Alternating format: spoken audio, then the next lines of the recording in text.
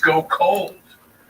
Could we end up with another situation like Delphi, where it's years before these families get some sense of an answer and hope for some justice in the case, holding someone responsible for this absolutely horrific set of murders? This is a mass murderer we're looking for. A mass murderer. Extremely dangerous, obviously. Now, Kaylee's father, Stephen, wants justice, and he's been the most outspoken. And he's also done a lot of work with his family in trying to help investigators as much as possible, putting together timelines, breaking into the code for his daughter's cell phone and providing as much information as possible. And you can imagine the thoughts of a father. You know, you raise your little girl, and then comes the moment where she has to leave home to go away to college. And yeah, it's tough, but you know if that moment has to happen, and you want to support the children, you want to support your daughter and do everything you can. That's what he did. I mean, the dad did, and mom and the whole family, I mean, they did everything right to get her to that next step. And that next step, those 4 years are supposed to be amazing. They should be amazing. You get to grow up, you get to learn, you make incredible friendships, and you get ready. It's that step between, you know, being a child and then becoming a fully functional, independent adult. But dad can't be there to protect you. And that's got to be part of the frustration that he is feeling tonight and every night. And he wants justice. And he's at a place right now where he feels like I may not get it.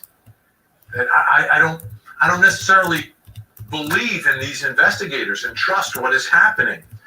Now we've heard that several people have been cleared by the Moscow police. So we've heard, because a case like this, obviously there's going to be a lot of rumors. Oh, you should look at this one, look at that one. The internet is notorious for this, right? That people are convicted before, you know, there's real evidence. So they have publicly cleared many, many people. And the question is, have they cleared anyone who maybe shouldn't be cleared? I don't know. I haven't seen the evidence. They have. When they clear someone, I tend to believe police, unless they're doing it for some investigative purpose, right? Now, we heard over the weekend for the first time from the two surviving roommates. And I can't imagine what's going on in their minds. I mean, the loss of four friends, then being in the house where this quadruple murder took place, and somehow, some way you were able to survive it all.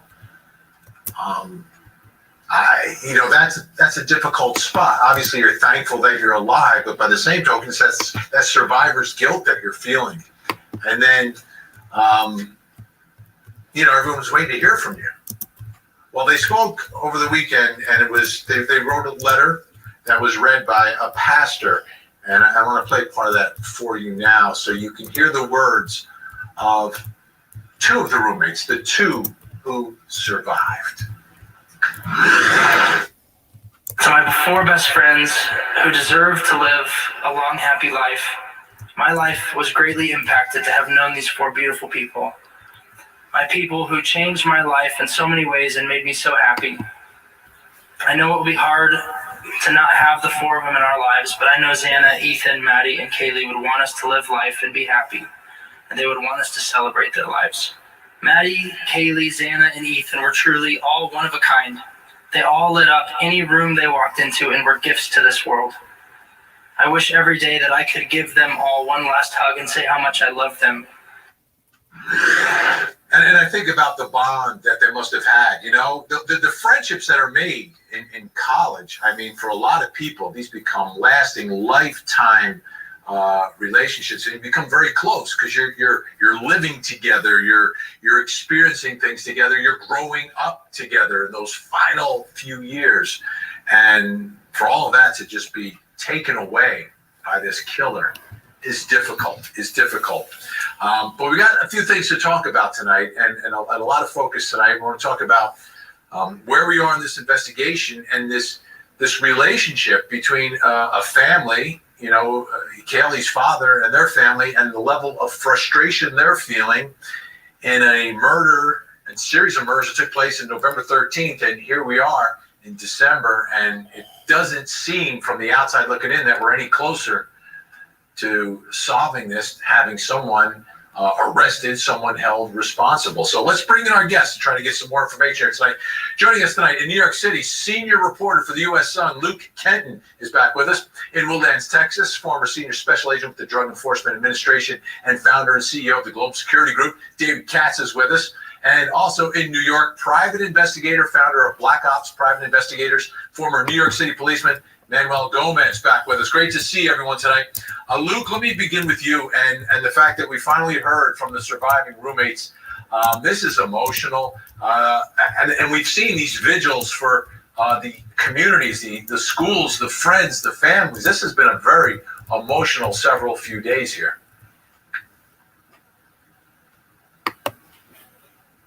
Yeah, absolutely. I think, particularly with the two surviving roommates, what they must have been through over the last 3 or 4 weeks is unimaginable. Waking up to something like that happening in your home, to some of your best friends, you can't imagine what they must be dealing with. But it's also a crime, as we know, and as we've seen from the attention it's got over the last few weeks, that's touched and affected a lot of people, and a lot of people now want answers because of that. Absolutely. What are you hearing? What are you finding out and seeing coming from Kaylee's father, Steve Goncalves, in this level of frustration and this seeming rift with local law enforcement out in Idaho? Yeah, I mean, his frustration seems to be palpable at this stage, and kind of understandable at the same time. We've seen police release a series of seemingly contradictory statements at times. You've got different statements from police and prosecutors, and at the same time, as far as evidence and concrete leads are concerned, there hasn't been a great deal of information. Timelines are still quite murky. So I think Kaylee's dad's frustration and lack of faith, I guess, at this stage is kind of understandable, which is why he's gone to the lengths to hire a private investigator firm this early on, which I don't think is fairly typical in cases such as this. But it seems to be a department that's not particularly well equipped to deal with a crime of this magnitude, or a crime that has this much attention on it. They haven't recorded a murder in Moscow, Idaho since 2015, and it seems like police are learning in real time. Manuel, you're a private investigator. You also were in NYPD. I want to put up on the screen what Steve Goncalves said to the New York Post.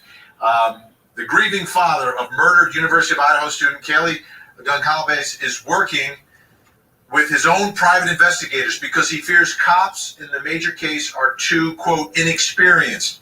As well as his own fears, Goncalves said he started working with private investigators because there were enough insiders telling us we should be concerned about the lack of any clear leads in the November 13th murders of his 21-year-old daughter and her 3 friends.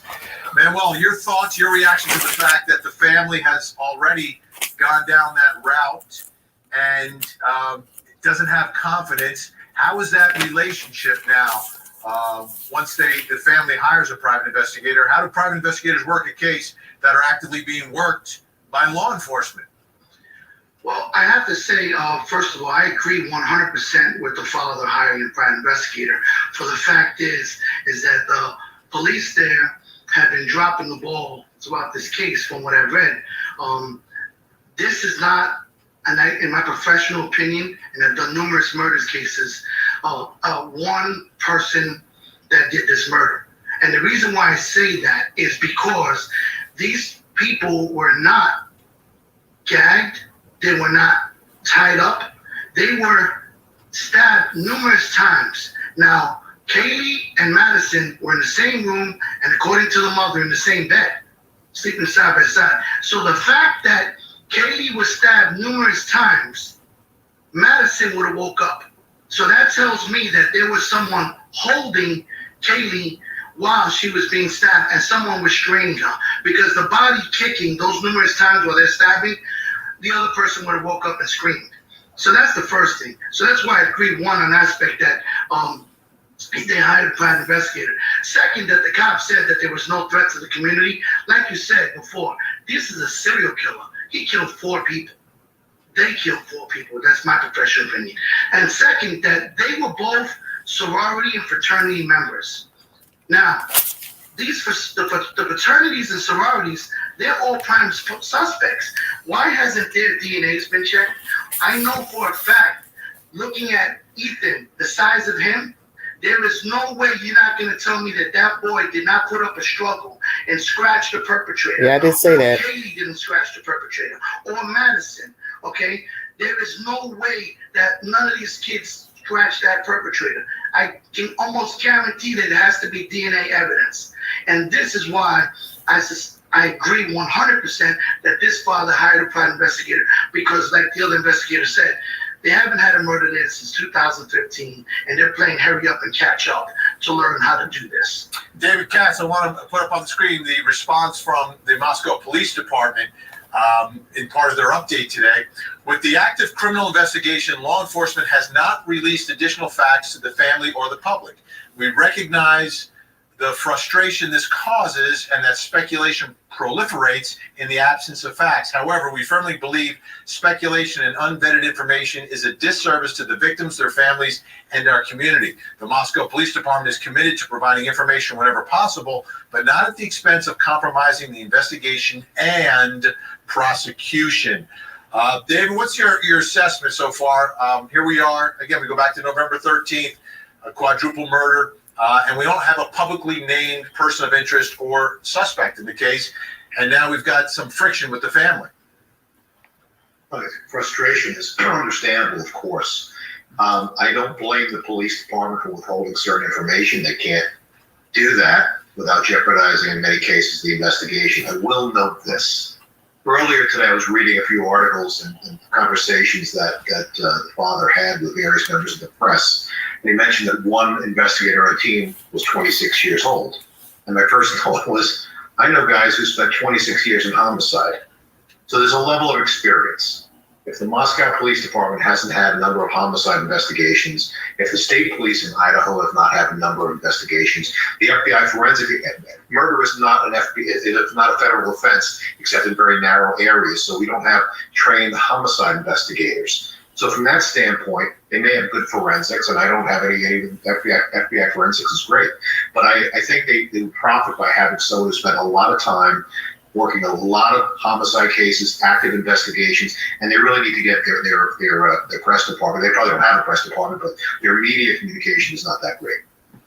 Now, Steve Goncalves told Fox News that he believes the killer's target was Kaylee or Maddie based on their location on the 3rd floor in the house.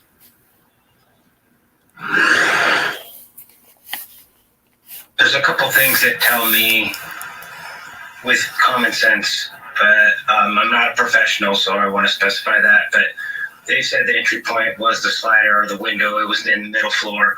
So to me, he doesn't have to go upstairs. His entry and exit are available without having to go upstairs or downstairs. Looks like he probably may have not gone downstairs. We don't know that for sure, but he obviously went upstairs. So I'm using logic that he chose to go up there when he didn't have to. Luke, Ken, the layout of this house is, I think, a very significant part of this whole case, and we've seen pictures of it, 3 different levels. The entry point is going to be significant here.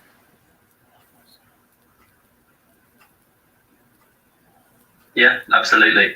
I agree with Kaylee's dad as well. It seems like, from what he said over the weekend as well, another comment that he made, I think, which was quite telling, was that he said the victim's wounds didn't match one another. He was pretty vague on the details, but something that would suggest to me is, if one of the victims has more severe wounds than the other, we know this is a stabbing, which is a very personal form of murder and a vicious one too.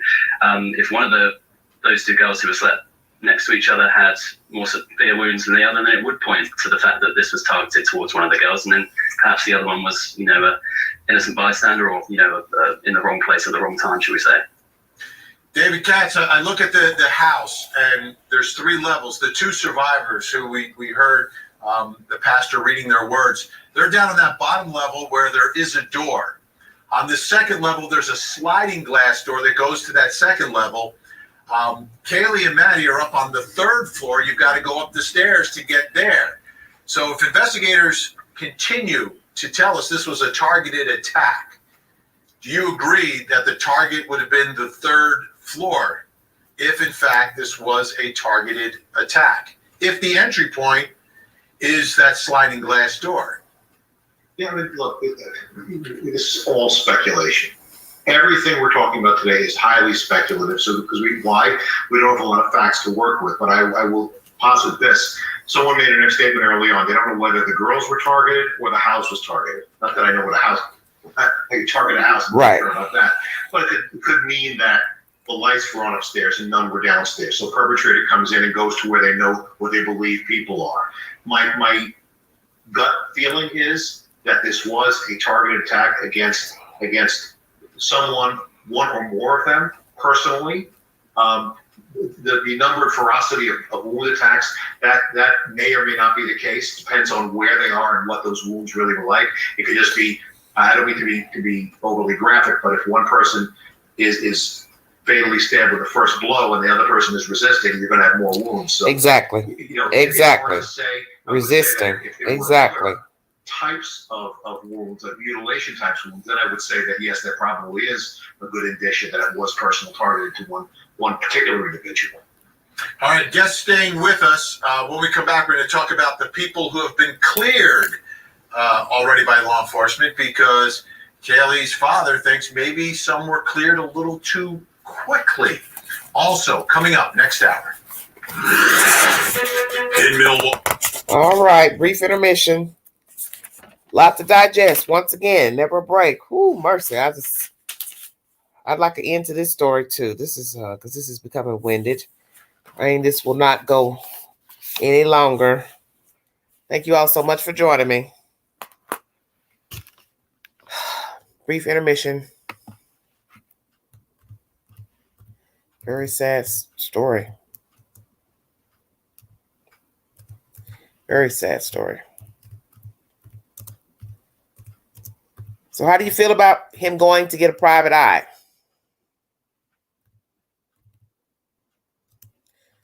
Should they get somebody else in this investigation? Because if people aren't talking, how is this person going to talk to people if they were instructed not to talk by the police department? Just a question. Will it cause interference in the investigation? We will see. We will now resume. We do not believe the following individuals are involved in this crime. The 2 surviving roommates.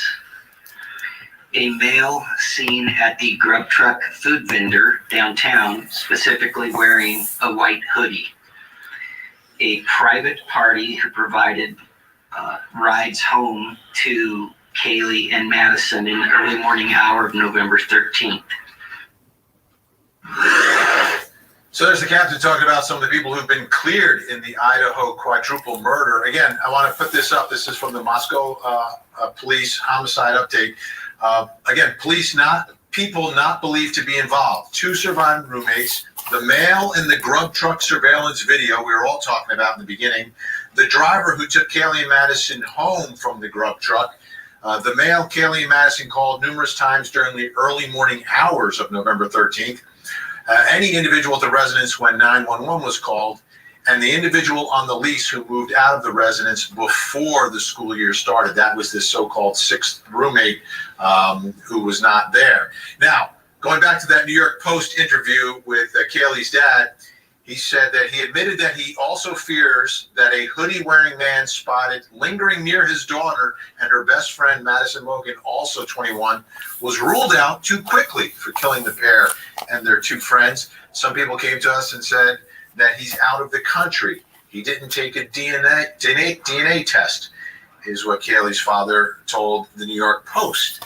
Luke Kenton, senior reporter at the U.S. Sun, still with us. David Katz, former special agent at the DEA, and Manuel Gomez, private investigator, still with us.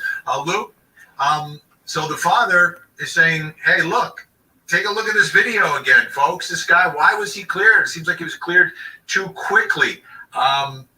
What do we know about the guy with the hood? Do we know much more about him?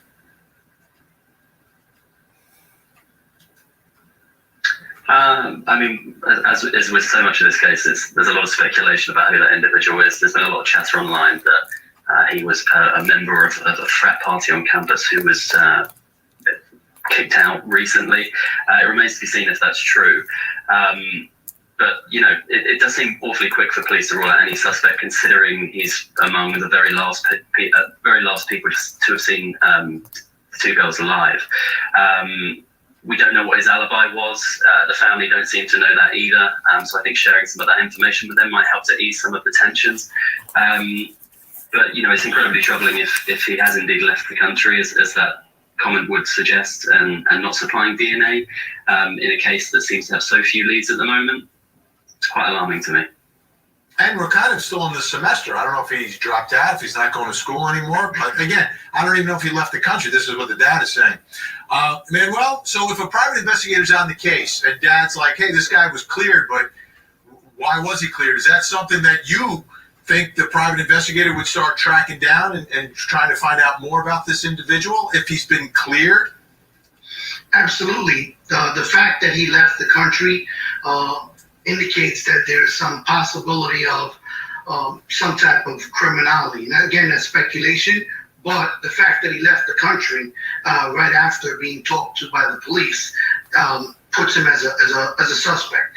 As a private investigator, and I hope the private investigators that the father hired are listening now, I would go to his house and collect hairbrush, dirty clothes, anything where there's DNA would be in the house, razors, toothbrush, all these DNAs would be still at the residence he has.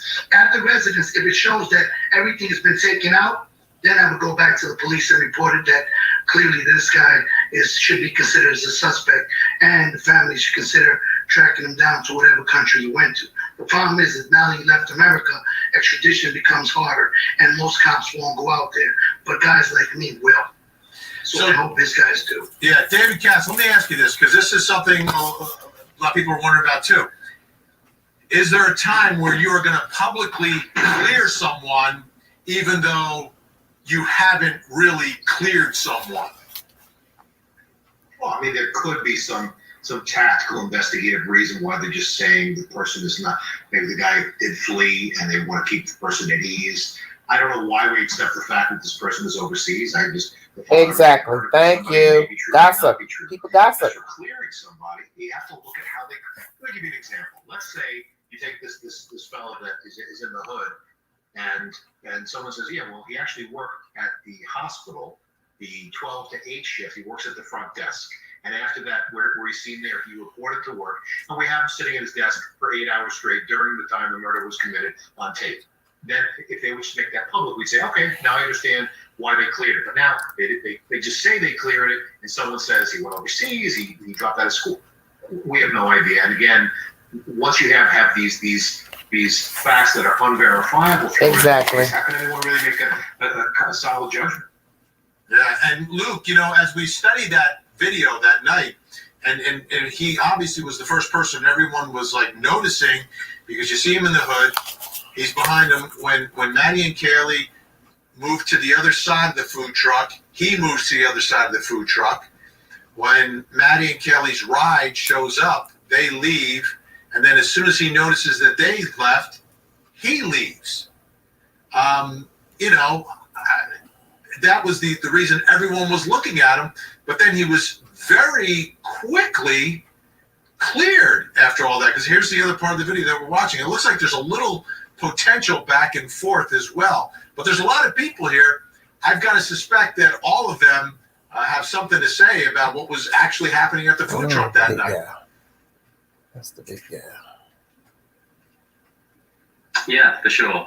You know, there's quite an interesting moment in that video as well, where the individual in question appears to look up towards the camera, perhaps by the food truck and then puts his hood up, which certainly seems to be slightly suspicious activity at first glance, if that's indeed what he is doing. But yeah, there seems to be some sort of exchange between the individual and the girls and another individual standing by. I think it's crucial to determine what was said. Some witnesses had told, I believe it was Newsweek, that he was concerned about them getting home and appeared to be a super nice guy. I think that was the owner of the food truck that said that. But again, we don't know. And like I said previously, I just think it's quite strange at this stage, unless they have concrete evidence, i.e. DNA, to disprove that this individual was linked, to rule him out so publicly and so quickly. I think that's something that they possibly may revisit further down the line. Yeah, I mean, it really surprised me. David, I'll go back to you one more time.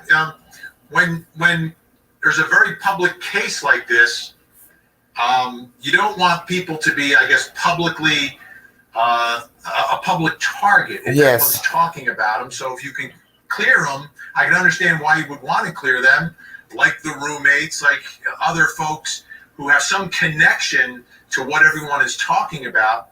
So they are safe as well, right? Because you don't want someone who the public is saying, hey, they're a potential murderer. You don't want them to get hurt if they're, if they become sort of the target of public chatter. Yeah, look, I mean, a lot of people online, if you read some of the stuff, they're putting this guy in the electric chair already. Yeah. There's a guy in a hood who paid attention to the girls, who, if you read some stuff into it, maybe he was camera conscious, maybe he left when they left. There could be a number of reasons that you would put him in the suspect pile. And then if you just ran it down, you don't need DNA. If, for example, he's talking to a girl, let's say that girl says, we went home together and we sat the whole night in my house with 6 other people, and you talk to those 6 other people and they say, this person did not leave the room, I don't need to take his DNA. Because I know I have multiple witnesses, I have camera, I have whatever the other physical evidence may be that may exclude that person.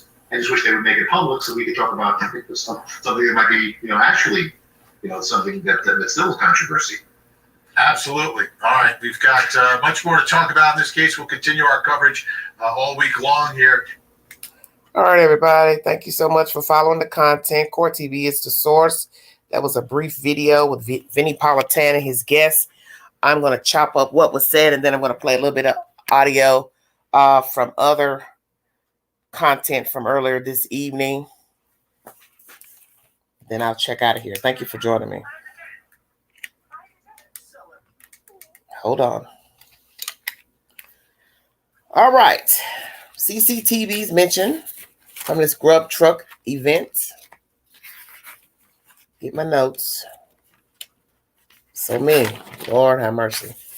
The family has decided to consult with a PI on this case. Do you all feel like a PI should be consulted? Allegedly, he says sources from the inside of this investigation is basically saying that the police department is not equipped to handle this case. Is that true? Did somebody tell him this? An inside source. One of the guests agrees. One of the guys you heard here speaking, saying he believes the more involved, the better.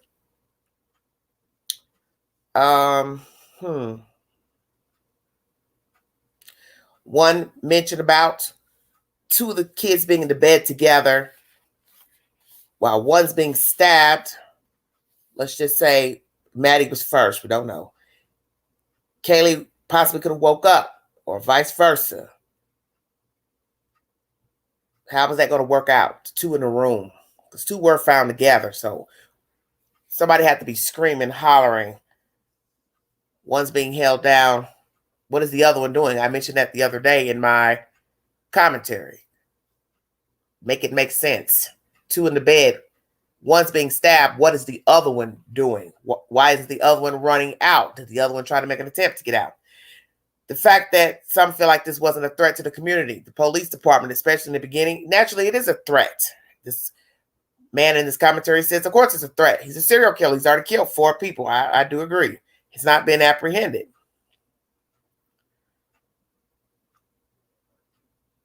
Ethan's height is an issue, and I mentioned that as well.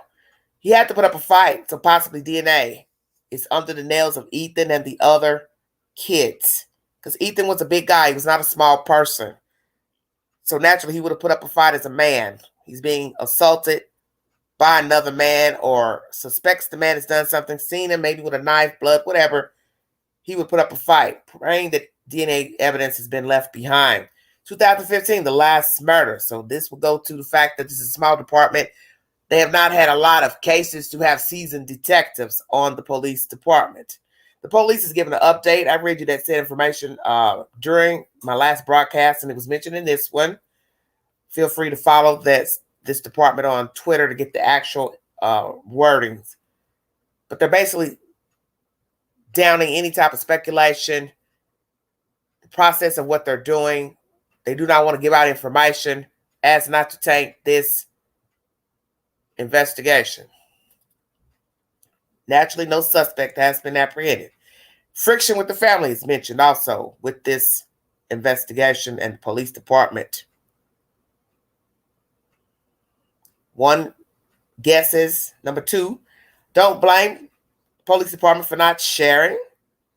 He also mentions the level of experience. A 26-year-old detective is not the same as a detective who's had 26 years of experience in homicides. True, very true. He says they may have good forensics, though.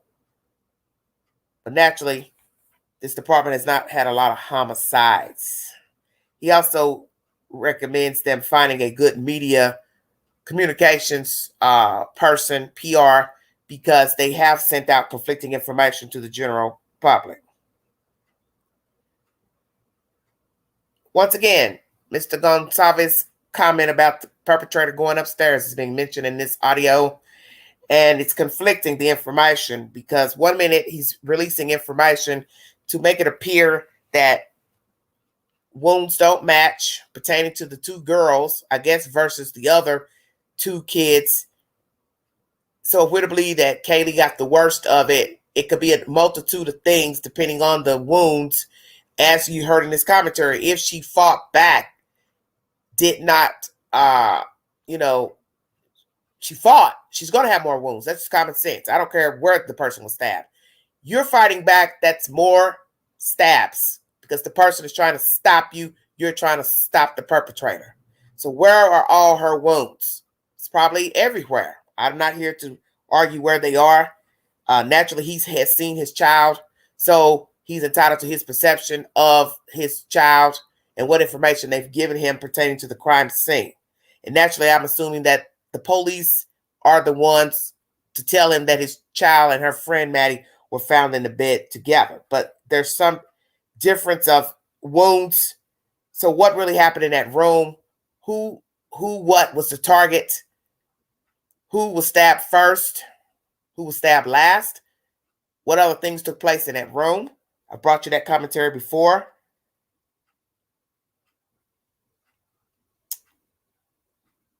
The issue of the entry of the person coming in, Mr. Gonsalves is conflicting because he makes it seem like they would have entered the bottom level. And I'm going to bring you content after this where someone is chopping up his dialogue, which is suspicious to them.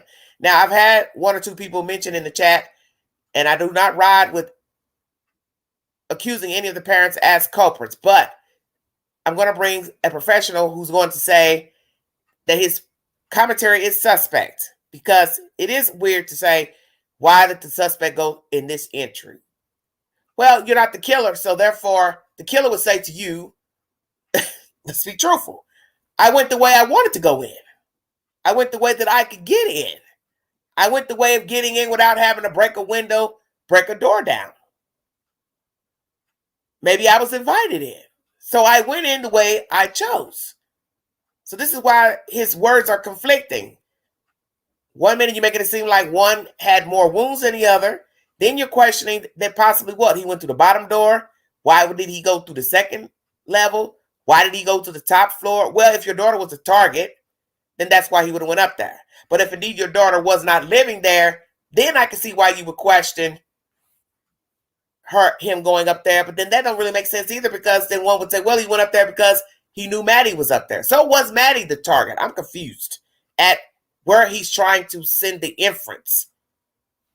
Because if there's rumors that she had moved out. So if she moved out, and the killer was targeting Maddie, then that is why he would go to the third floor. Let's say he was watching from the backyard, then that's why he would go to the third floor. That is where he sees what he wants or what he desires. If he's watched for a while, he's seen the girl come out, maybe talk, laugh, smoke a cigarette, I don't know, then he would assume, okay, she's up there on that floor. That's where I always see her, if indeed the perpetrator had been watching the person up on the third floor. So, you're trying to make some sense out of something, but as most of these people have said, you don't have anything to go on anything. Because the person did kill others. So it's not like he just killed one or two to where you could say verbatim, I think he meant to kill this person because that's the only person that he killed. You got a house that's allegedly had 5 people, guessed interchangeably. So he killed others who, what was the role with them? Bumped into them going in, out of the apartment, what? I've been over this information before. I don't want to keep dwelling on the same thing. But anyway,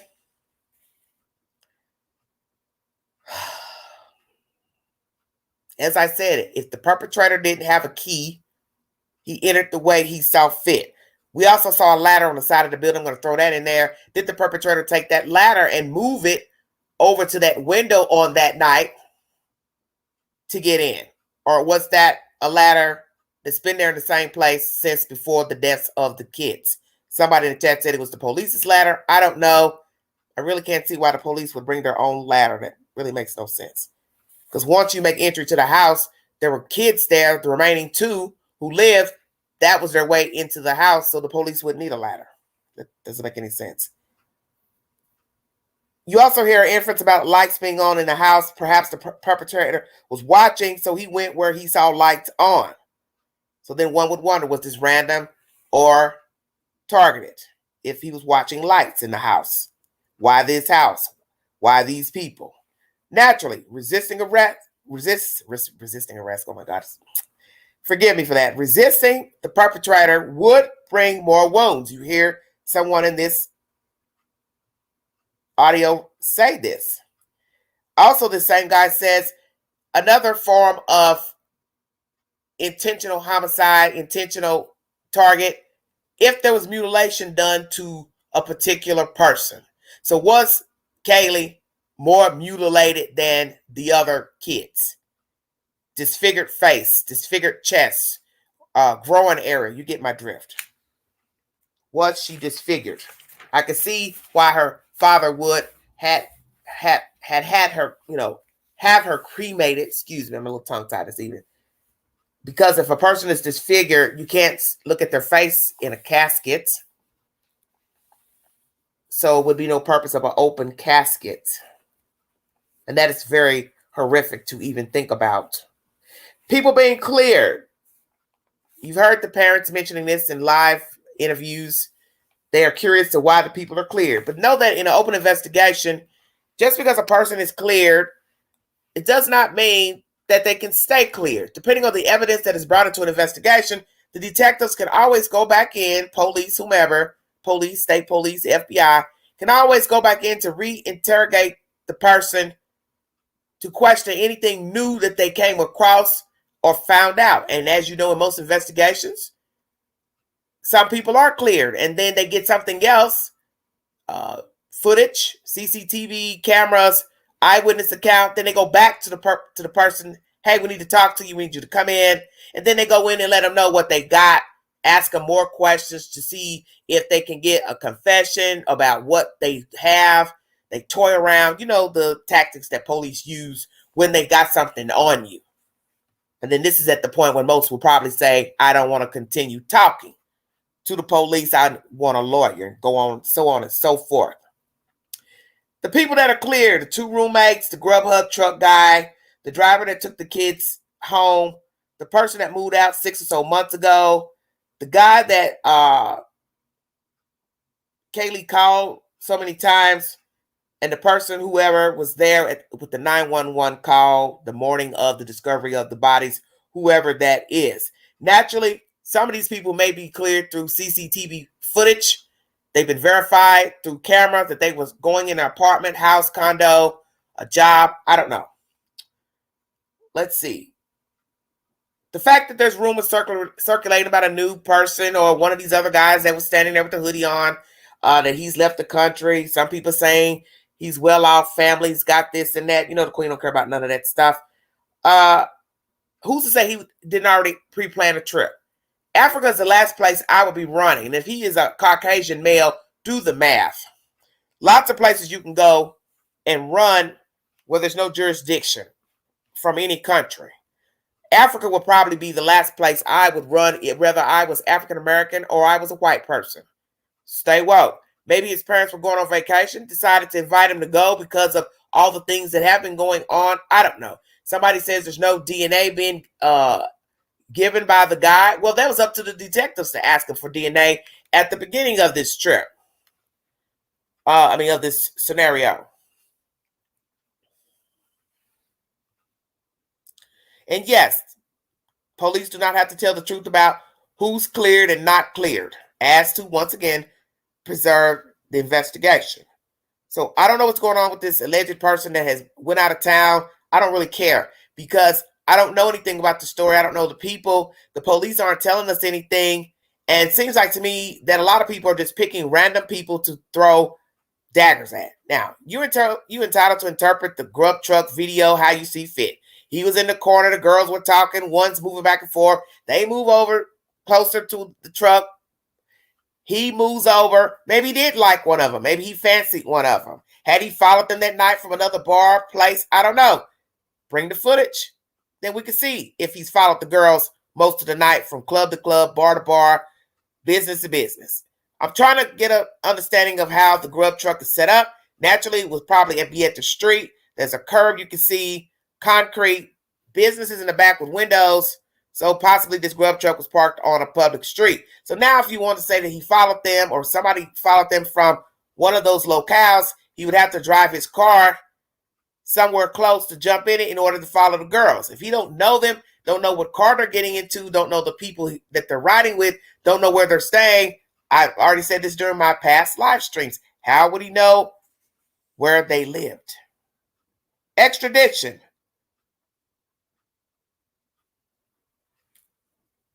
Once again, why would you go to Africa? I'm just saying. I don't know who the suspect is, and I'm not here to claim. Because you all have pointed out so many people. Why in the world would I jump on the fact that somebody went to Africa? I haven't jumped on any of the suspects, and I'm not going to. Because for the 18th time, I do not know the victims. I do not know their habits.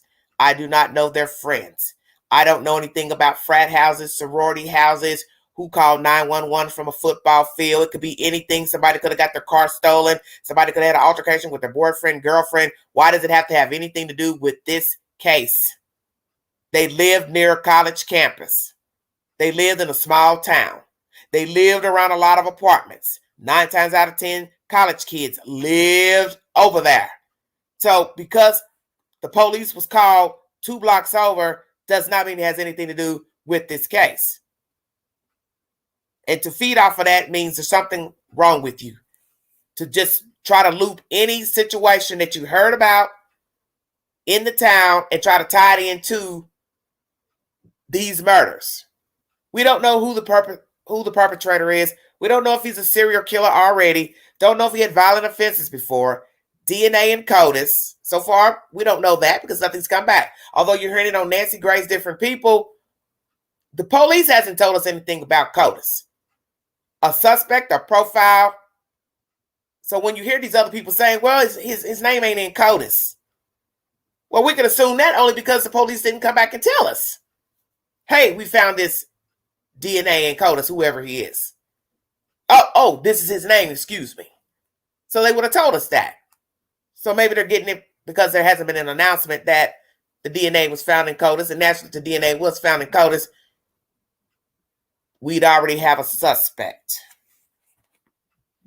Are these people actually cleared from police? It is very creepy watching this grub truck video because it's eerie to watch people after death on live streams and video.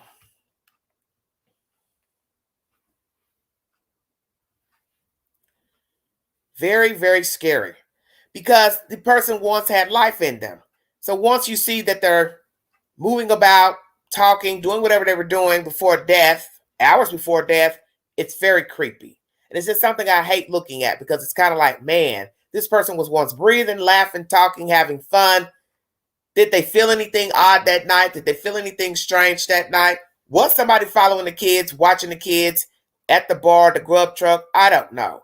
I don't know how to decide to, what I'm trying to say, decipher what was going on at the grub truck. If that guy was actually moving about. I mean, it was showing that when the girls moved over together, he did move. It did look like he was looking at one of them at one point, but it could be anything. It could be just he's looking at a girl because he's a guy. You know, he was attracted to one of them. I can't say because I'm not there to watch everything in real time, because sometimes what things look like from a camera up above is not what's really going on the ground. So it is what it is. 1 second.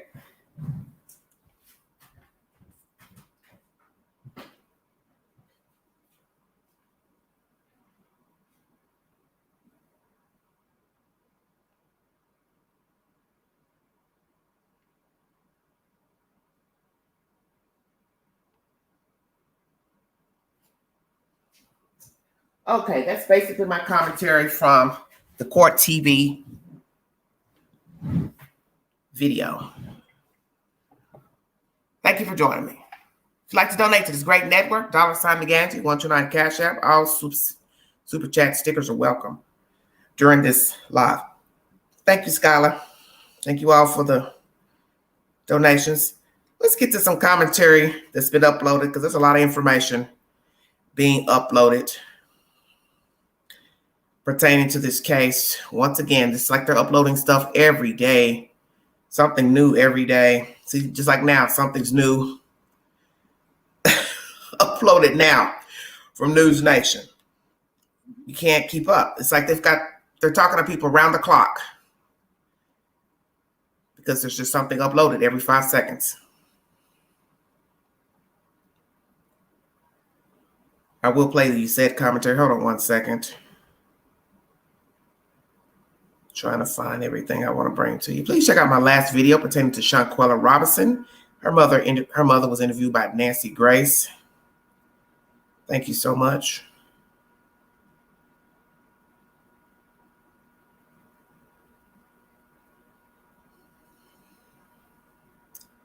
Trying to bring you everything that's come on here that I found.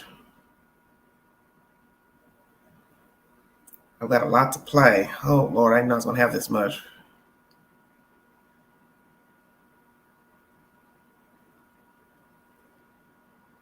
Guess I'll start with this one here.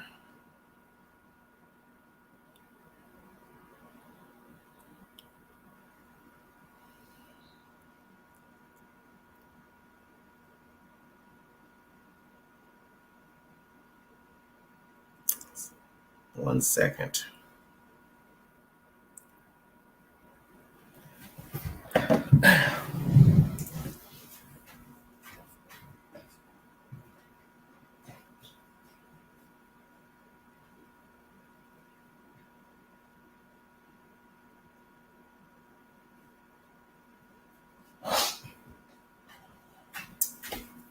All righty. Let me try to get this information up to everybody. Bluetooth connected.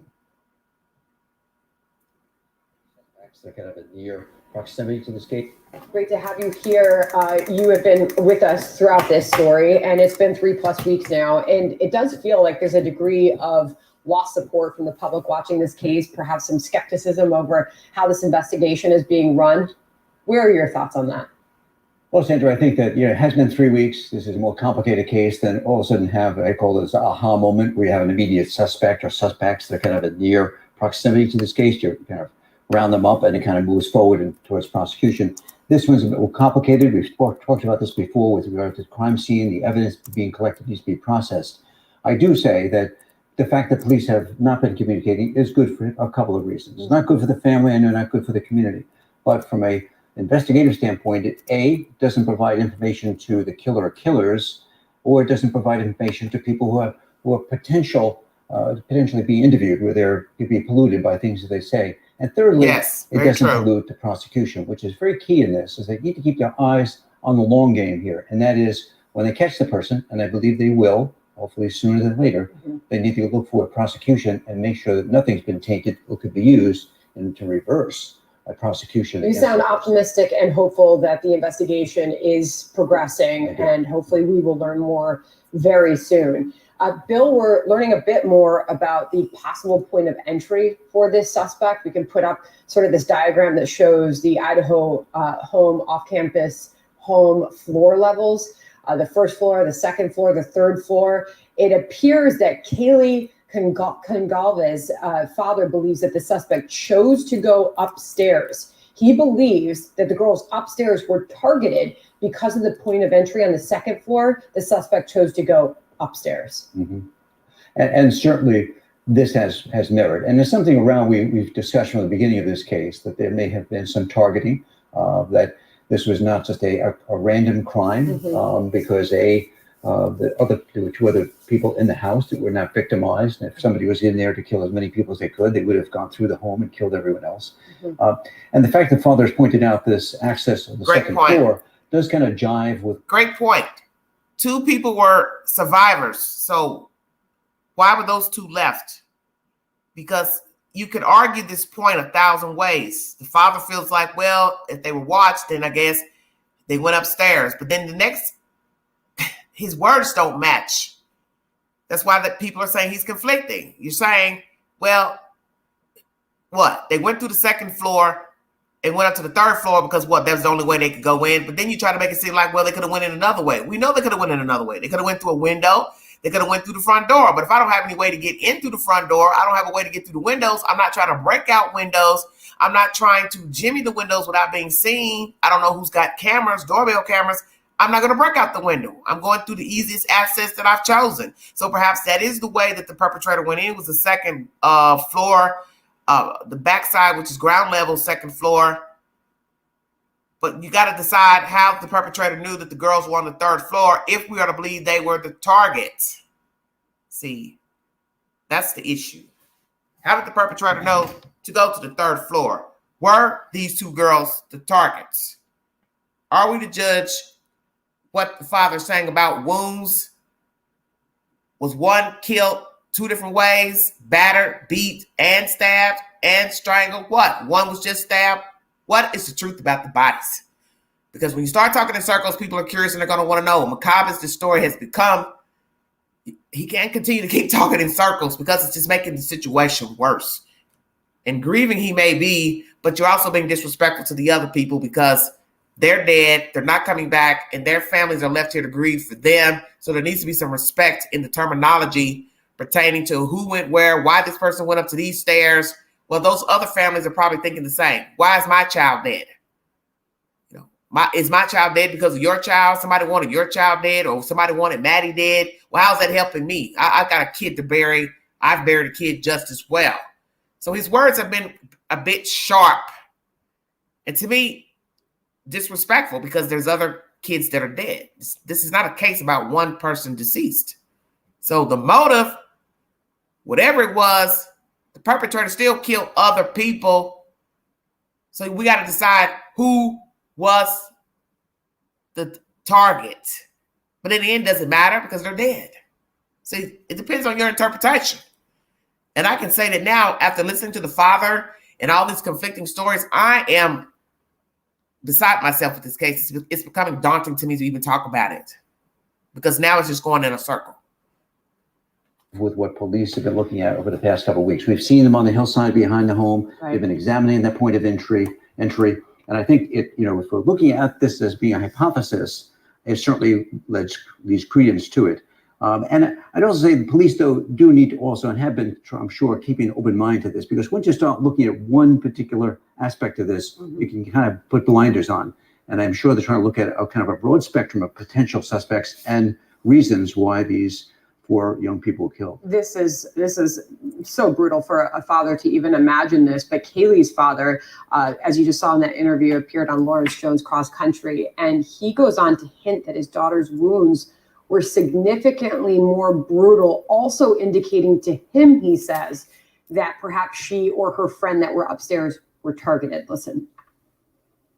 Their means of death don't match. Maddie's They don't. and Kaylee's cause of death, it does not match based on the autopsy report. They don't match. Their points of damage don't match. I'm just gonna say it wasn't leaked to me. I earned that. I paid for that funeral.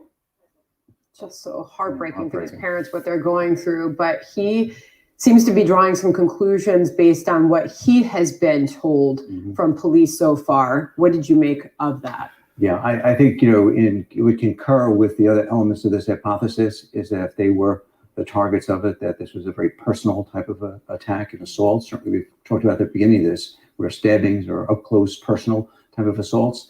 And the fact that no one is going to reveal themselves so far as being potentially the person who was going after it means that maybe there was something that went on some time ago. It doesn't mean that it happened that night or a week or two before, but I've seen cases post my FBI experience where it's been 2 years when someone has come back and been felt disenfranchised or in some way, anyway, dissed and harbored that resentment, harbored that feeling, and then came back and committed killing. So it is possible that this is something that's why it may be more difficult for police to find out who the suspect is. It could be further back in the past and very nuanced and very kind of veiled only in the killer's mind. And at this point, that suspect could be anywhere now. It could be walking amongst these college kids on campus, or even the friends or some of the survivors, or this person could be... Or may not even come from the area. It could have been something on the home front. Exactly. So much we don't know still. Bill, thank you very much. This is Fox News. I like this guy speaking because he's telling the truth. He's speaking very logical. You don't know what's going on in the case. You don't know the people, so you don't know the suspect. You can't put together what's going on. And then when you get conflicting statements from a parent, you don't know what to think. Who's on first? Who's on second? People died in this house. So there needs to be some respect for all the children that died and all their parents and friends, because these people are mourning their child as well. So the emphasis cannot just be on one person. That's why I don't know where this conversation is going pertaining to wounds not matching, this, that, and the other. Still, some kids lost their lives, and these other parents might feel some type of way about their child. They might feel some way like, hey, whatever's going on with this person, that's what got my child killed. So what about those parents? I don't think I should have to say that during a live stream. Maybe there needs to be some empathy for the other parents and their dead kids. How about that? Since their kids are dead. Because last I checked, it wasn't one person that died on King Street. 4 people were found dead. And 2 are alive. How about that? Two survived for whatever reason. So you have to count that too. Did the killer go all the way through the house looking, searching? If indeed one of the girls was the intended target, then why kill the other kids? And why not go all the way through the house to make sure nobody heard or saw you? How do you know that somebody don't have a private camera in any of the other living spaces to see somebody walking around, creeping around, inside or outside? Just saying. But we're going to pick favorites. And I was going to say something about that too, and I'm going to go ahead and say it while I'm live. Is there a bias in this case, perhaps because these are attractive girls, pretty men? I'm just saying. Would some of you even care about the case if the people weren't nice looking? I'm going to go there. Why not? Put it all on the table. We'll put it all on the table. Because after last night's live and a certain person being up on a panel talking in circles, kind of like Mr. Goncalves, I'm kind of wondering why any of you even discussed the case or true crime altogether. It ain't kind of, it is selfish. You don't have empathy for this, but then you go hard on this, such as a person killing themselves. It's okay for a person to kill themselves. Well, I don't really care about that. They killed themselves. Big deal. They're a coward. but you all of a sudden have empathy for these kids being murdered. So which is it? You know, being depressed is not a good thing. And I took offense to that comment last night because my cousin killed himself. And it doesn't mean I agree with somebody killing themselves. Of course I don't. But he could have killed his daughter, the mother, and her child. He was so mad at the world. Mad and angry. But he didn't. Because that's the whole point. Different people do different things. One person kills herself, then another person kills 4 or 5 people that's in the house, or 4 or 5 people at work, or whatsoever. Everybody's mindset is different.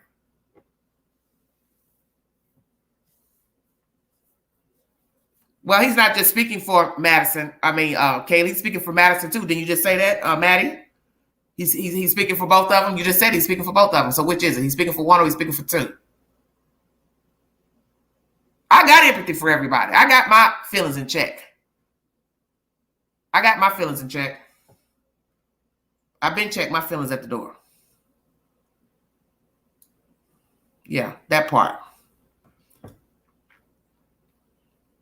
Moscow police clears up misinformation in the University of Idaho murder. Thank you all so much for joining me.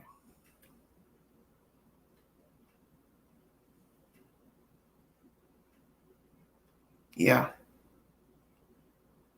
Everybody's got something to say. The murders of 4 University of Idaho students in Moscow, and there have been no arrests for the killings of Madison Mogen, Kaylee Gonsalves, Xana Kernodle, and Ethan Chapin. Just a few hours ago, the Moscow Police Department cleared up more misinformation on this case. Creme 2's Mark Hanrahan is joining us here now to break down some new details just released by investigators this afternoon. Mark? Good evening, Whitney. 24 days, that's how long it's been since the 4 college students were found stabbed to death inside their off-campus home in Moscow, Idaho. The case has captured national, even international attention, and rumors continue to circulate online about evidence and suspects. The Moscow Police Department continues to battle disinformation spreading in this case, and tonight they are clearing up rumors about where Kaylee's dog was found inside the home and an alleged stalker Kaylee might have told friends about. Investigators say Kaylee's dog was in the house when they arrived to the scene, but the dog was not found in the room with any of the victims. Police say the dog was not in a room where the crimes were committed, and there was no evidence that had gone into those parts of the house. The dog was taken to a local shelter, and it was later released back to family. Next, the claims that Kaylee had a stalker. Investigators say they looked into an incident. Let me stop right there, because I didn't intend on doing any notes, because I've written enough notes today. It says here at the top of the page, number 1, Kaylee's dog did not enter the crime scene. So that would make me wonder, why would she take her dog with her to her friend's house just to spend the weekend if she had moved out of this place? Since some of you say, or somebody said that she moved out of this place, and I do know that some people do carry their dogs with them. But if you're going out bar hopping, you're leaving your dog unattended at your old residence. I'm just saying. Just caught that. Kaylee's dog did not enter the crime scene, number 1. Number 2, no evidence on the dog. Number 3, police ID possible origin of stalker claims. But the rumor that she did not live in this house, well, then why would her dog be there? And like I said, some people carry their dogs with them when they go out of town or go visit other people's houses. And, you know, I don't know anything about that because I don't have any pets. And if I had a pet, I wouldn't take my dog to somebody else's house. That's just Queen. I'm real OCD about germs and respecting people's private spaces, whether they like dogs or not. I wouldn't take my dog to somebody's house. So I'm going to say this in this live stream to try to debunk all these rumors that are spreading around with no damn receipt. If she moved out, why would she carry her dog back to her old residence to go bar hop and leave the dog alone in the house? Because if nobody's there, there's nobody there to see about the dog. There's nobody to let the dog out. And we do know that dogs can't hold their bowels. But I'm just saying.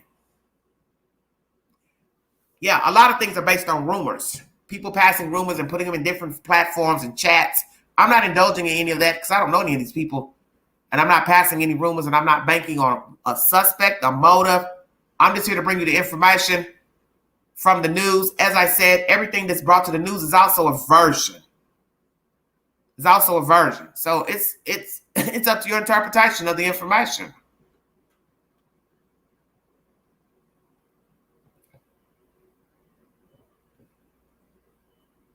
Well, I'm talking about the dog being left by the owner before the killer got there. Before the killer got there, the dog was there with the owner, allegedly. All I'm saying is, why would she bring the dog there if she knew she was going to be out having fun? That's all I'm saying. So that leads me to believe she still lived in the house. If I am incorrect, I don't have no problems. I'm just saying, each day that I keep coming up here talking about this case, there's something wrong with the information that's allegedly coming from parents, this one, that one. So all I'm saying is, why bring a dog on a trip when you know you're not going to be at the house? That's all I'm saying. Just breaking it down. Investigators say they looked into an incident in mid-October, which is where they believe the stalker claims originated, that Kaylee made to friends. Now, according to police, Kaylee was at an unidentified local business. Two men were seen inside attempting to pick up women. One of those men appeared to follow Kaylee out to her car, but did not make any contact with her, according to police. Investigators say both men have been investigated and cleared as suspects. Here's what Idaho State Police's public information officer had to say about that today. And can you speak to that at all? Have you guys investigated claims of a stalker for Kaylee? And where does that stand? Yes, we have. And today we were able to come out that we had found a situation, an incident occurred at a local business where it appeared that a male had followed Kaylee through the store and then as well possibly out to her vehicle. Didn't appear that there was any contact that was made between the two. We have investigated that. We have talked to the individuals involved, and we do not believe in any way that they're actually part of this actual crime. Police are also asking for more information about Xana and Ethan's activities the night of the murders. Police are looking. Okay, before we go into this information about the couple. So the rumor pertaining to a stalker, whatever she told her father, I don't know. It stems from a business, allegedly. She was somewhere where two guys were trying to pick up women. One followed her outside, did not make contact. So I don't know what that's supposed to mean. Was it after the bar was over, club was over, business was over, what? Or he tried to speak and say something, she didn't say nothing, so he decided not to follow her. So how close was he in to where she was? It's very strange to me. 2 feet away, 10 feet away. Hey, miss, I want to talk to you. She said, no, thank you. So then he went back in. What? I don't know. Very interesting. So if that's a one-time incident, then one can't say that that's a stalker. If he has not followed her somewhere else or showed up somewhere else, that guy, those guys, then that wouldn't be considered a stalker. And was she just exaggerating to her father? Hey, I went out one night and this guy was following me around the bar and then followed me outside. What's the truth to this information that was told to the dad? And the way he's been behaving lately, I don't know to believe half the stuff that's coming out of his mouth. I'm just going to keep it real. Because when you start talking in circles and going around the story, I don't know where you're coming from. That's why you're supposed to use the news to your advantage to make your point. Because we don't know you. We don't know your kids. We don't know anything about this story. So I would use the news to the best of my ability to get the information out as accurately as I could. Be it from a second source, a deceased source. I would try my best to explain it to the news reporter so they can understand and so the viewing audience can understand. But when you start talking around in circles and jumping from one thing to the other, contradicting yourself, then people start to wonder, what is the motivation behind the information? What is it that you're trying to sell to the viewing audience? Because when you start using conflicting commentary, then I start to wonder the validity of who you are and your motivation for talking to the news. Is it about your daughter or is it about something else? Because I'm confused. And I will bring you commentary that's very dicey pertaining to this commentary of him talking about these stairs and this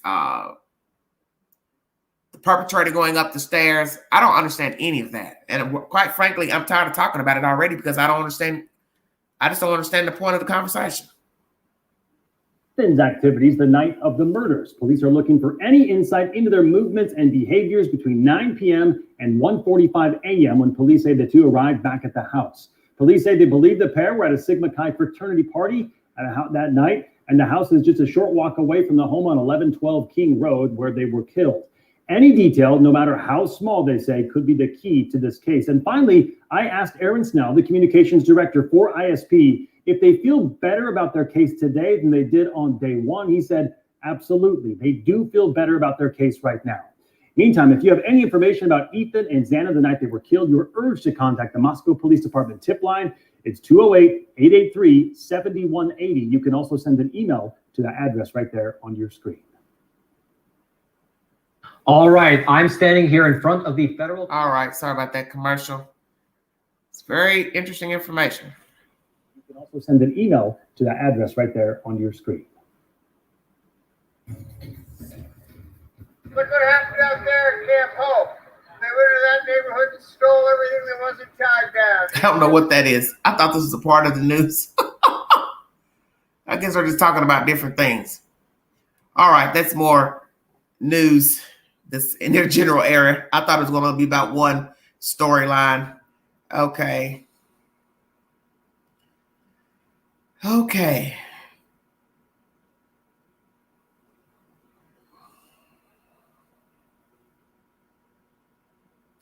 Let's talk about all the gossip, putting people's lives in danger by finger pointing people.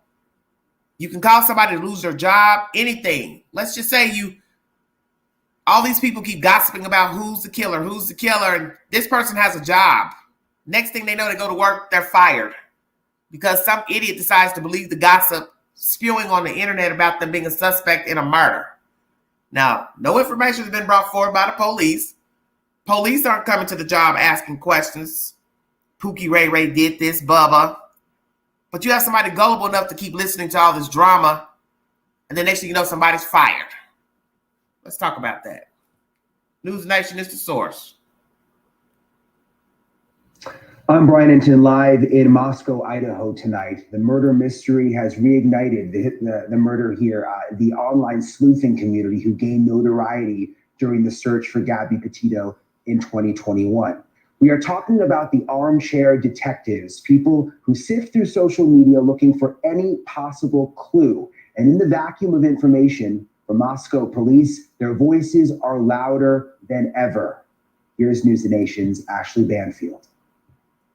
What we know is that 6 missed calls were made from Kaylee to Jack's phone, her ex-boyfriend.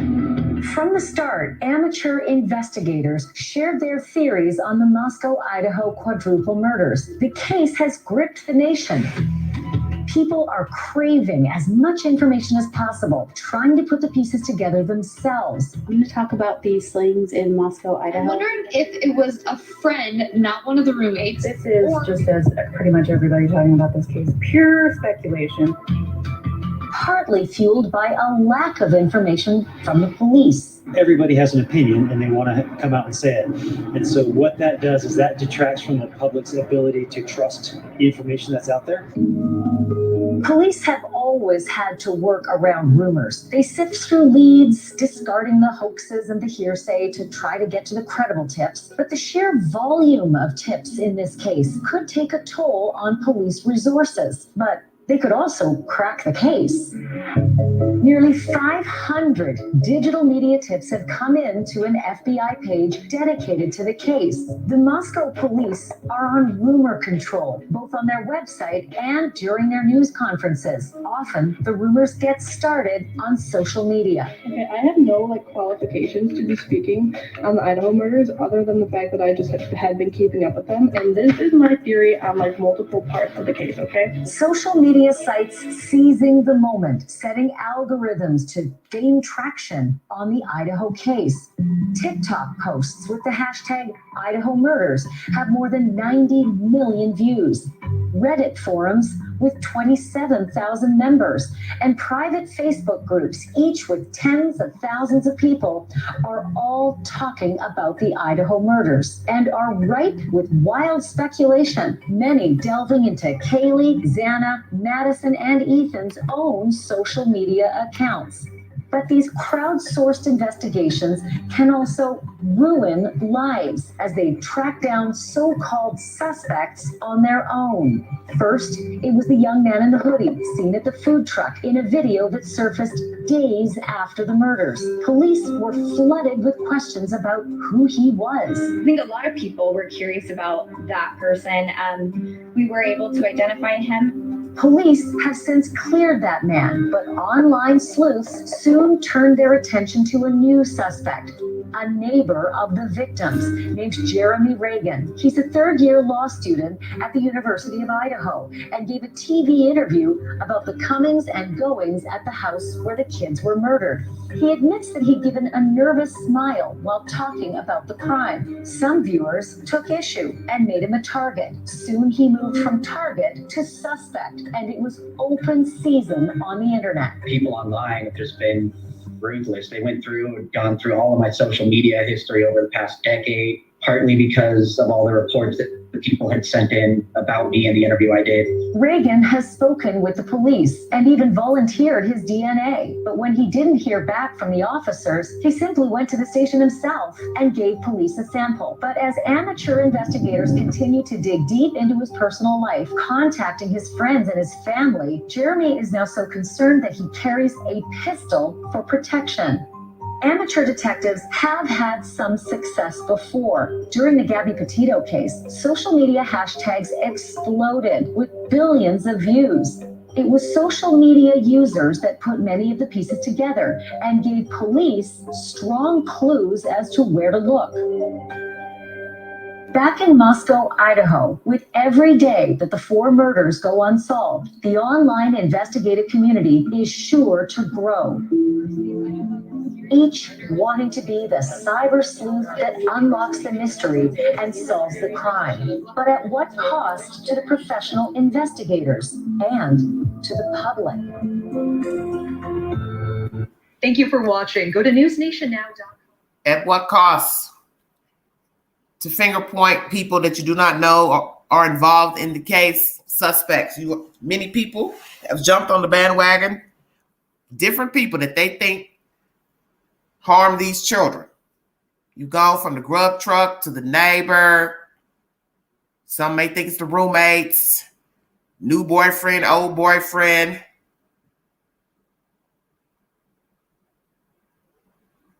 Just all over the place. People from the fraternity, sorority, just anybody. How many people can you name? That's what I'm trying to figure out. I just wonder. How many people can you just keep insinuating are the killer? Yeah, like a game of Clue, exactly.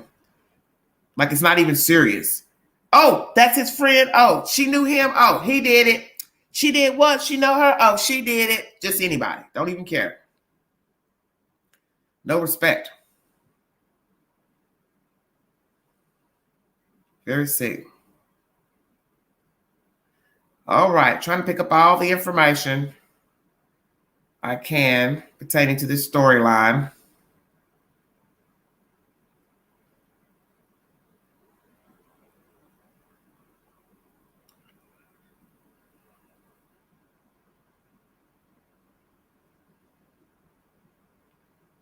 I've got to check out that one video that's an in-depth look into the case, News Nation.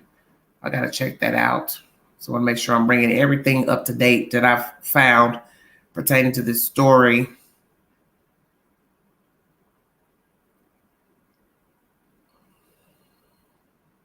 Addressing critical questions in Idaho student killings. This is with Mr. Cuomo. Thank you all so much for joining me.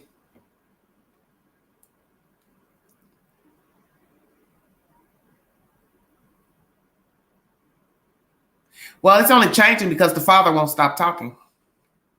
Kobolinsky, the idea that it may have been a K-bar or other heavy military hunting style fixed blade knife, that does shed some understanding on why the coroner is floored by the scene. Yes? Explain. Without a doubt. One thing that we haven't seen yet are the autopsy reports.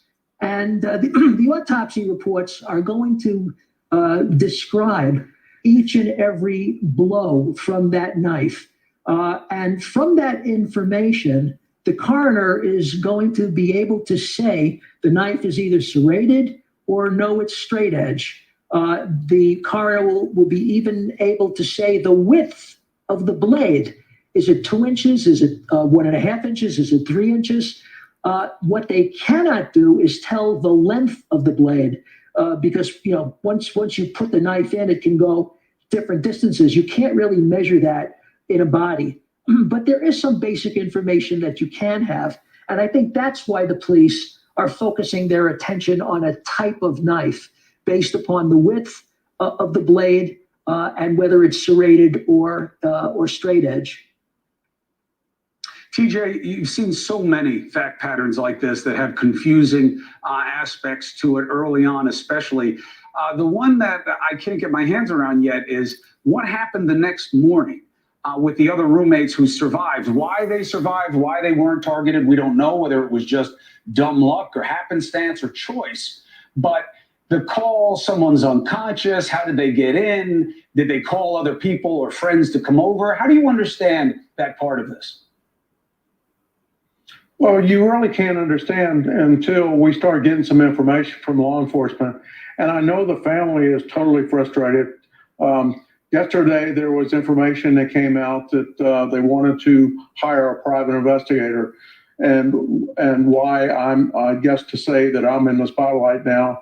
And I think it would be a good idea. It might ease some information that people that talk to witnesses and all that talk to law enforcement may be more willing to talk to a private investigator because they're not law enforcement, and be able to gather information and be able to share that with the family and to give them some closure about what's happening with law enforcement. I got 48 years of law enforcement behind my belt, and I can tell you they're not going to share information until they have an exact person or exact information down to the fact that they're going to get out in the media and discuss this or discuss it with the family. So it's a matter of time. There's a lot of information that's having to be gathered. We don't have one victim, we have 4 victims. And then there are other characters that were in the house and people in the house. And again, we don't know if this was a man or a woman or whatever. We don't know. Right. It could have been a distracted housewife or somebody that was jealous or whatever. So we don't know, because I've heard a lot of talk about this man and this man. It may not be a man. It may be a woman. Right. But we don't know at this point. But again, I've reached out to the family and told them I'm available. I have 2 good homicide detectives that are retired here from Atlanta and that work with me, and we'd be more than happy to get in here and start pulling pieces together.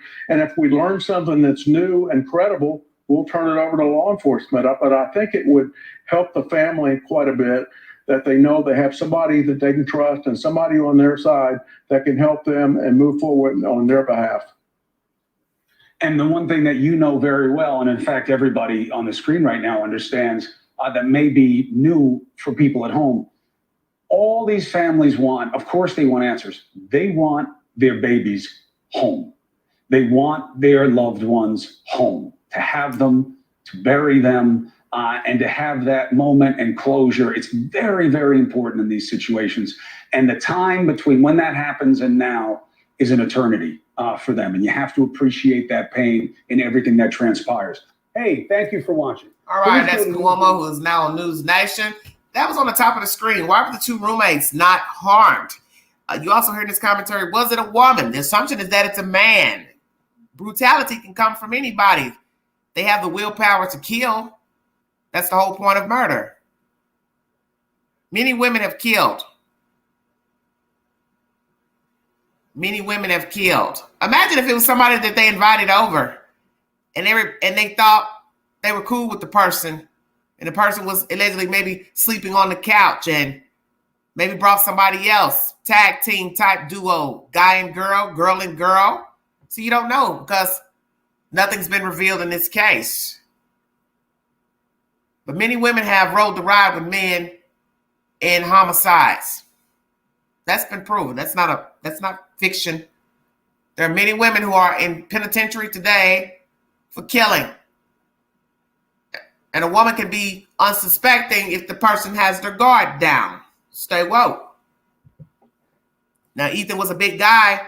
You would assume he could overpower a woman, average sized woman, short, petite woman, 6-foot woman. But if I don't expect you to kill me or stab me, then I won't see it coming. Just saying. Thank you for joining me.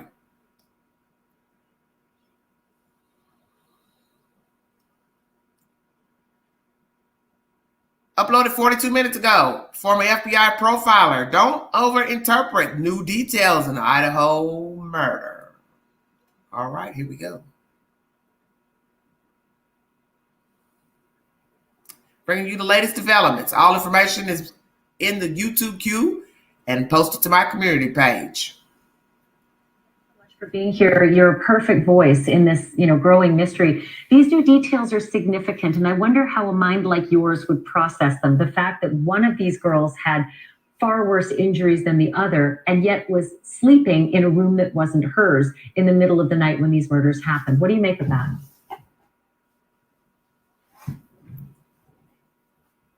Excuse me, we have to be careful that we don't overinterpret the information.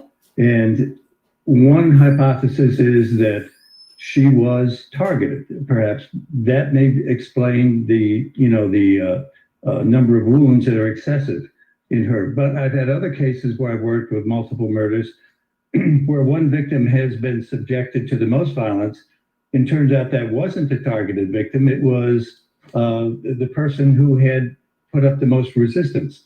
And enraged the killer, so the killer inflicted more wounds on that person, even though that person wasn't specifically targeted. So we could be dealing with anything like that. So it's important not to get tunnel vision on a given hypothesis. Important to have multiple competing hypotheses and then let the evidence sort that out and support one and maybe dismiss the other. So we have to be a little bit careful with that. And, so often we've heard, from the police, from the coroner, multiple reports that the kids were killed while they were sleeping. But then we hear about defensive wounds as well. And then there is this unusual aspect of 2 additional kids being killed, or maybe 3 additional kids being killed if 1 or 2 were the targets. I'd love to get your thoughts on all of that piece that means, like, what kind of person would take a knife, not a gun, that's impersonal, a personal knife, a difficult physical endeavor in the middle of the night, and take out 4 people as opposed to the one or the person who put up the fight. Yeah, a lot of rage, obviously, with this, and it's up close and personal. A knife stabbing, obviously, you have to get very close to the victim, and it's just a different mindset with that kind of a murder than it is. A firearm allows you distance from the victim. You don't have to interact with them necessarily up close. Exactly. So it's an entirely different quality to that type of homicide altogether. Now, from the investigative point of view, and again, obviously, just let me say that I haven't seen the crime scene. I don't know. I'm not involved in the case, so I don't really have any inside information. But what you have to keep in mind, especially if there are defensive wounds or a lot of stabbing wounds, which there appear to be here, from an investigative point of view, that's very important because you have the likelihood of the offender's blood being at the scene. Thank you for watching. Go to newsnationnow.com. All right. Woman, man, tag team. Did they invite the perpetrator over? Caught off guard. Was up, awake, what? As you hear, that is not necessarily that Kaylee could have been the intended target. She fought back. The father and mother have explained that she was competitive with her siblings, so perhaps she was up, not up, half awake, half asleep. I don't know. It wasn't there. But she gave the killer a fight, and as he said, once a person becomes enraged, you won't go down. Then they put more gusto in trying to end your life.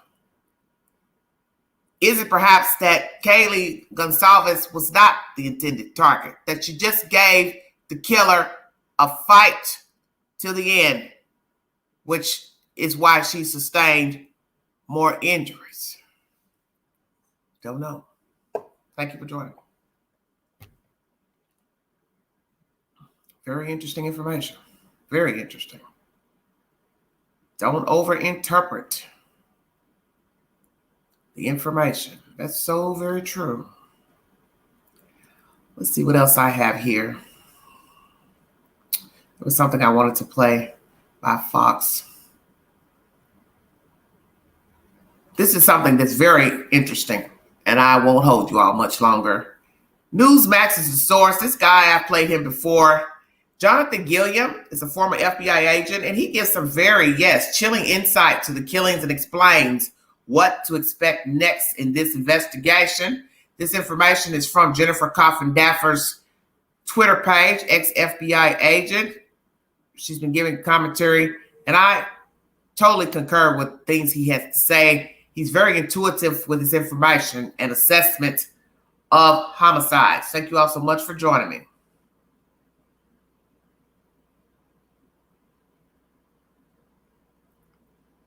Guess I will subscribe to this news network. This was uploaded 11 hours ago. Is an arrest coming soon in a brutal Idaho college killings case? Still no arrest in the murder of 4 friends, University of Idaho students who were brutally stabbed to death in their off-campus home. The parents of one of the girls killed have become increasingly outspoken on the case, now saying there is a, quote, conflicting means of death between their daughter and her friend. Joining us now for more is former FBI agent and former Navy SEAL Jonathan Gilliam. Jonathan, welcome back to Wake Up America. So let's start with that. What conflicting means of death mean? Autopsy results are already out. The father of one of those students says the points of damage don't match. What does he mean by this, you think? Well, to tell you the truth, I don't know what this guy means. I'm going to take a little bit of a turn on this because this individual, Stephen Gonzalez, I always butcher his last name. He is, what a word. He's doing an interview, it seems like every 4 to 8 hours. And many of these different news agencies are putting what he has to say all over the airwaves. And they're not looking at the totality of the things that this guy says. He himself, not law enforcement, he says conflicting things constantly. And he says things that are very odd over and over again. I've worked a lot of different cases. I spoke to a lot of different law enforcement. In fact, one police officer who was a mayor of a town in Springfield and a 20-year police officer reached out to me yesterday and said he's never seen anyone that seemed like they have committed a homicide more than Mr. Gonzalez. Now that's something when we're looking at his statements that he is consistently making to the media, and the media is overlooking the fact that he is saying things. And I have some of the things that he says right here. He says that nobody in the room, that it was fast and nobody suffered. Right? Yeah, there's been no report on there. He's also said that he's just going to say it. This is a quote from Kaylee's dad. I'm just going to say it. It was leaked to me. I earned that. I paid for that funeral. I sent my daughter to college. She came back in a box. He went to when they had their service for all the 4 slain and made jokes and talked about the lighting. I mean, this individual is bothering me and many people very much. And if at the very least, he is causing law enforcement more problems, I think, than anything else. Yeah, again, it's definitely confusing. I've heard him on these interviews say those things. Jonathan had read that. You wonder if he's a parent and grieving, if that's what he's going through. But definitely interesting. He also said something that caught my eye, that the killer chose to go upstairs. So want to remind our viewers of the home. So it's a 3-level home. The main entrance is actually like the basement area. And then you go up the 2nd floor. That's where a couple of the bedrooms were. And then you go to the 3rd floor where there were other bedrooms. So he's saying, this father, that the killer went up that 2nd floor and went through the sliding glass door. Have you heard any police reports saying that that was how the killer entered the home? We've heard no definitive police reports that say that, although I do believe that is correct. I think when you look at the 2 individuals, the 2 females that were in the 1st floor, and that 1st floor opens up into a common living room type space. I guess there's bedrooms there, and those go upstairs. It's almost like a second apartment. Yeah. And the 2nd floor has its own main area, and then there's the third floor. This Mr. Gonsalves, he continues to push out their details about this crime that nobody really knows about. We do know that people were killed on the second and the third floor. I personally have never heard any reports where they were saying that there was different types of attacks and ferocity amongst the different victims. The only person that said that is this same individual. And the way that he talks about how his daughter and the other girl that was with her were sleeping in the same bed. That information was not released until he said it. Right. Yeah, so I wonder if the police will come out, Jonathan, and kind of clear up some of these things, because of course, people want answers, right? Kids are back on campus. A winter break's going to start soon. They still don't have a suspect. We talked about the DNA with you. We have about 30 seconds left because there were so many people in that home. When do they get all of the DNA back? And what do you think it could tell them, especially if the suspect's not in the system? What's going to be a tremendous help on the DNA is when they find DNA that's mixed. There's so many people in that house that there's going to be DNA spread all over the place. It's what DNA is mixed in with the blood on the bed, in and around where the 4 victims were at. Because this, again, I've said this from the very beginning with you on this network, that these were violent attacks. It was most likely a male physically fit enough to stand over 4 people and potentially have to fight these 4 people. But in any case, as he is stabbing, he's also losing skin cells, hair, and those types of things can be used for DNA that would be mixed in. Yeah, and a lot of people say he may have cut himself in that process. All right, Jonathan Gilliam, thank you so much. We appreciate it. Newsmax. I don't know how long this organization's been around, but that was some very interesting commentary. I do like this gentleman. I've heard him speak before on this case. Excuse me. His information was posted to Jennifer Coffin-Daffer's Twitter page. Please follow her. She has given commentary pertaining to Quentin Simon, other cases, true crime. This information is very interesting.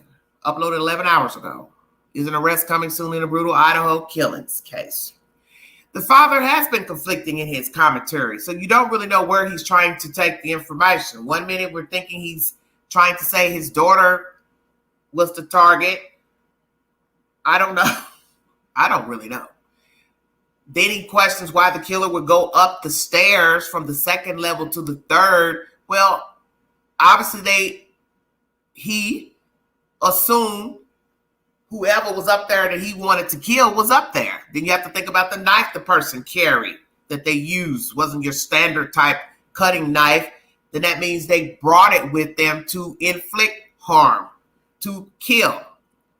You didn't bring it to just scare somebody. There was no sexual assault, so we can't even say, well, the person brought the knife to sexually assault a woman and scare her into complying with the sexual assault.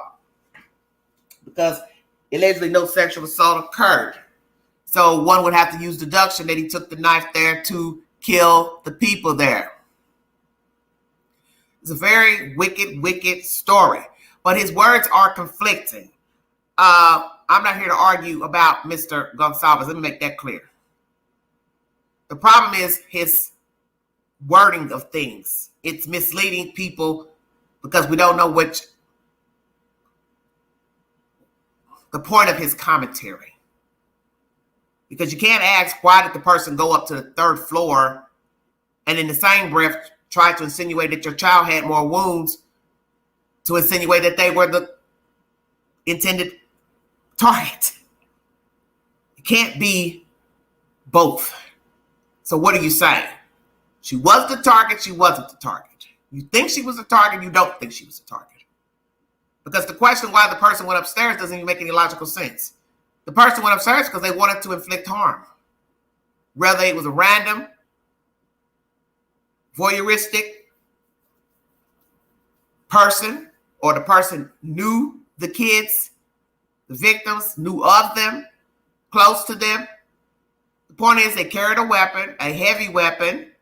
They killed 4 people, so that shows intentional. Don't know if they walked around the rest of the house to see who else was in the house. Why the other 2 roommates were left behind is very interesting, because I can't see how you wouldn't see stairs going down as not to be curious if somebody heard you while you're up there. Then you have to count the fact that Ethan is a very big guy. He had to have fallen down. He wasn't found dead sitting upright, to my knowledge. So I'm assuming he was lying on the ground. So that means that's a lot of weight hitting the floor. That's not including struggling. Did they knock over anything? Did anything fall? Anything broke? See, nobody asks the important questions.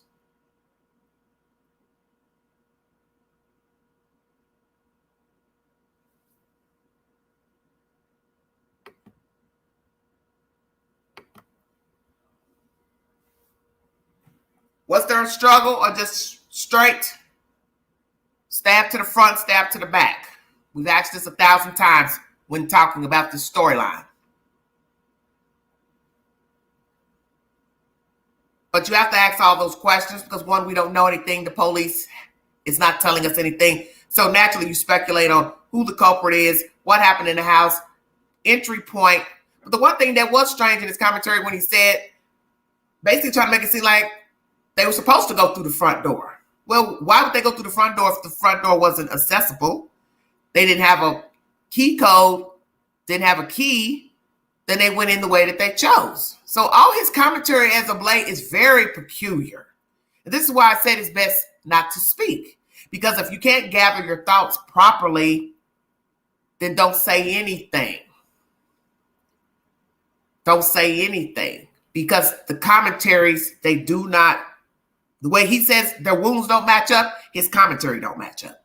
I don't know where he's trying to take this story. If he's trying to spin this a certain way, a narrative, I don't know. But it's strange to me because I feel like once you go to the news, you've decided to go to these people for some reason. What his reasons are, I'm starting to question his reasons and his motivations. That is not to be mean. It's just the truth. Because the things you're saying to me are disrespectful to the other people, and I stand on what I'm saying. The other people lost children too, and they're not talking. They're not speaking to the news. They're not doing news interviews. They're not talking in circles, and they are distraught and angry. They don't have their kids. They don't have their kids. Maybe they're blaming somebody in their head. Maybe they're angry with somebody. Maybe they're mad their kids were at this house. Maybe they're thinking ill things about your kid, but they're not telling you. So there needs to be some respect toward the victims and the other victims' families. I heard what he said. He's still not explaining himself. Did you miss that? Points of damage, so what? Make it clear what you mean. We're not supposed to be trying to figure out what the father means. We don't get any information, so when you're speaking, we're trying to understand what do you mean? Are you saying that other weapons were used? You believe your child was a target, you don't believe your child was a target. That's the point. We don't understand what he's saying. And as this commentary has been unfolding, that there will be different wounds, as someone said, depending on the perpetrator. If he inflicted more wounds deliberately, attempted to put wounds down more on one victim, and if the person fought back. Naturally, you're going to have more wounds if you're fighting someone because you're putting up a fight and the killer is trying to kill you. So if somebody was, let's say, pissy drunk, they wouldn't have the strength to fight back. See, you don't even know how inebriated everybody was in the house. Who had 1 beer, 2 beers, 5 beers, no beers. How deep sleep a person was in. Their capacity to fight. Did they fight? We did hear some of them fought, but they have not told us which ones fought back.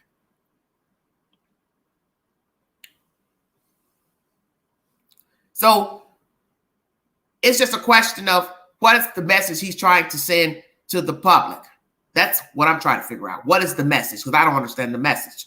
I don't understand the upstairs comment. I don't understand. I don't understand it because 4 people died. So it shows you that somebody had a problem with somebody in the house. So you're entitled to decide who you think the perpetrator had a problem with. But he still killed 4 people. So you either believe he had a problem with 1, 2, 3, 4. He killed 2, 3, 4 for whatever reason. Collateral damage, eyewitness. They could recognize him. They could hear his voice. I don't know. I'm not the killer, so I can't say. But that's a weird comment to say he shouldn't have went upstairs. Well, we know he shouldn't have went upstairs because he didn't have any business in the damn house, period. But it's neither here nor there. He did go in the house. He did kill some innocent people. And in his mind, whatever his reasons were, I don't have to agree with them. Naturally, I don't agree with them. But that's the thing. We don't know who the perpetrator is. We don't know his motives for going in this house. We don't know if he had a problem with 1 person, 2 people, 3 people, or he just had a problem with 1 and then he killed the other ones because he didn't want them to wake up or be an eyewitness. Maybe somebody woke up. Naturally, 2 people in a bed, you're killing 1. The other one will wake up. How could they not wake up? You're stabbing them. So somebody woke up in that bed with the 2 girls. So now, as you've heard earlier, 2 people are now what? Trying to fight for their life with 1 perpetrator. This is a horrific scene. And I can't imagine being myself in the bed fighting, let alone looking at you stab somebody, wake up. What do? Do you take off running or do you try to help your friend? It's a terrible scenario. It's a terrible thing to even have to visualize. It's a terrible thing to hear. 2 people found dead in a bed. 1 found outside of a door. 1 found over allegedly by a wall, if we're to believe commentary. But in the end, the gist of the story is that the police has not given us any information to a profile, a suspect, where the bodies were, who the intended target was, if there was an intended target, motivation, nothing. They've given us nothing.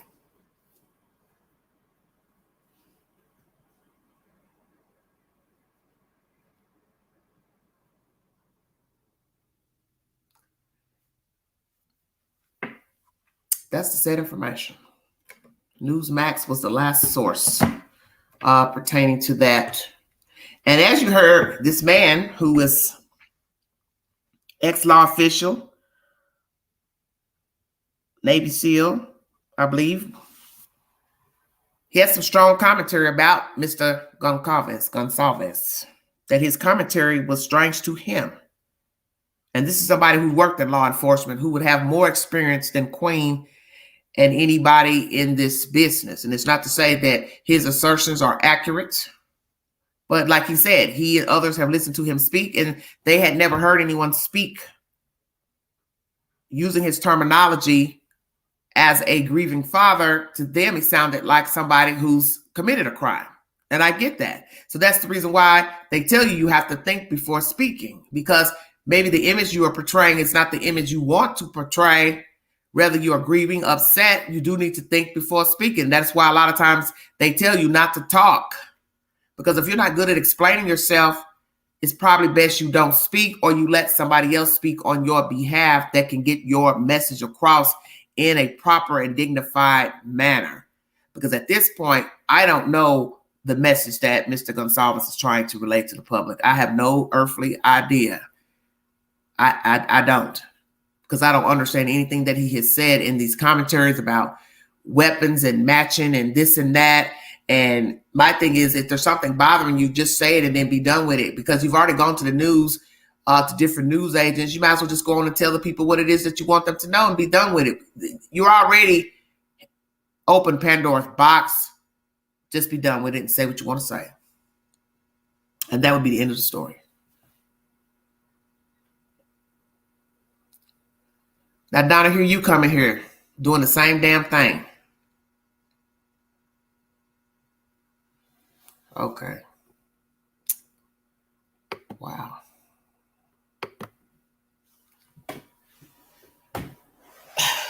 Will this crime be solved soon? I do not know.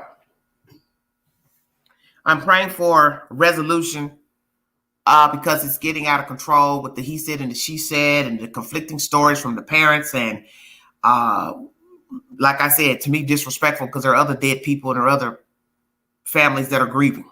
And you have to show some respect to everybody involved.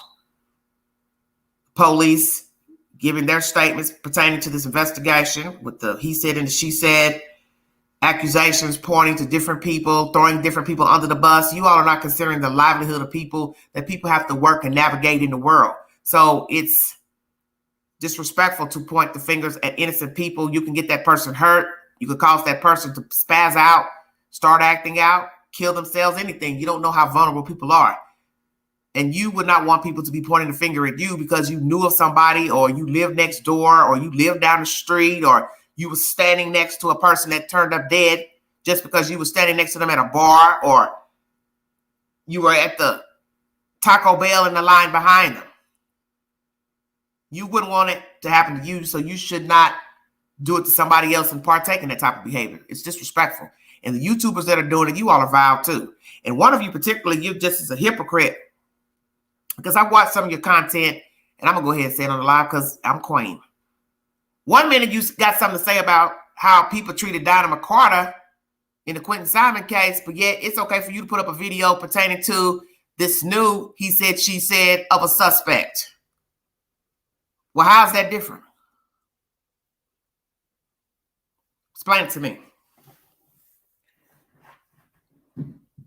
Some people rolled the bandwagon with the mother, grandmother dousing this woman with gasoline, the babysitter.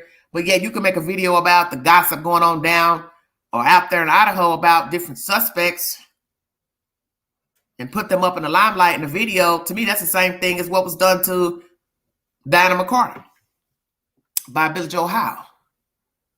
So you was the main one.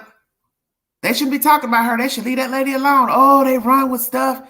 They jump on the bandwagon to harass people, but yet you'll make a video about everybody gossiping about a certain young man who everybody's riding on now as a suspect. I'm trying to figure out how is it different. See, a lot of people are hypocrites that sit up here on the wire. They're the same. Different story, different part of the world, but they're the same. Why even mention the gossip going on in Idaho? Who's a suspect? Who people think now is the killer? Because once you make a video about it, one can say that you're on the team of thinking he did it. I didn't open the video to see what you said about him because there's no point in opening it up. For what? Because I'm not indulging in any of that he said, she said about anybody. If the police wants to clear a person, that is their prerogative. They don't want to take DNA from all prospective people. That's their prerogative. That would be their mistake.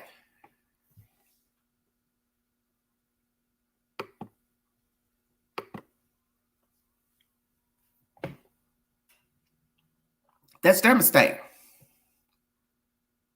And as they've told you in true crime, when people are interrogated, allegedly cleared, the detective has the right to go back and re-question anybody in the storyline and bring them in if they find out that they have lied about where they were, alibi, new evidentiary material, eyewitness accounts. There you have it. Because that's the thing about an investigation. Invest.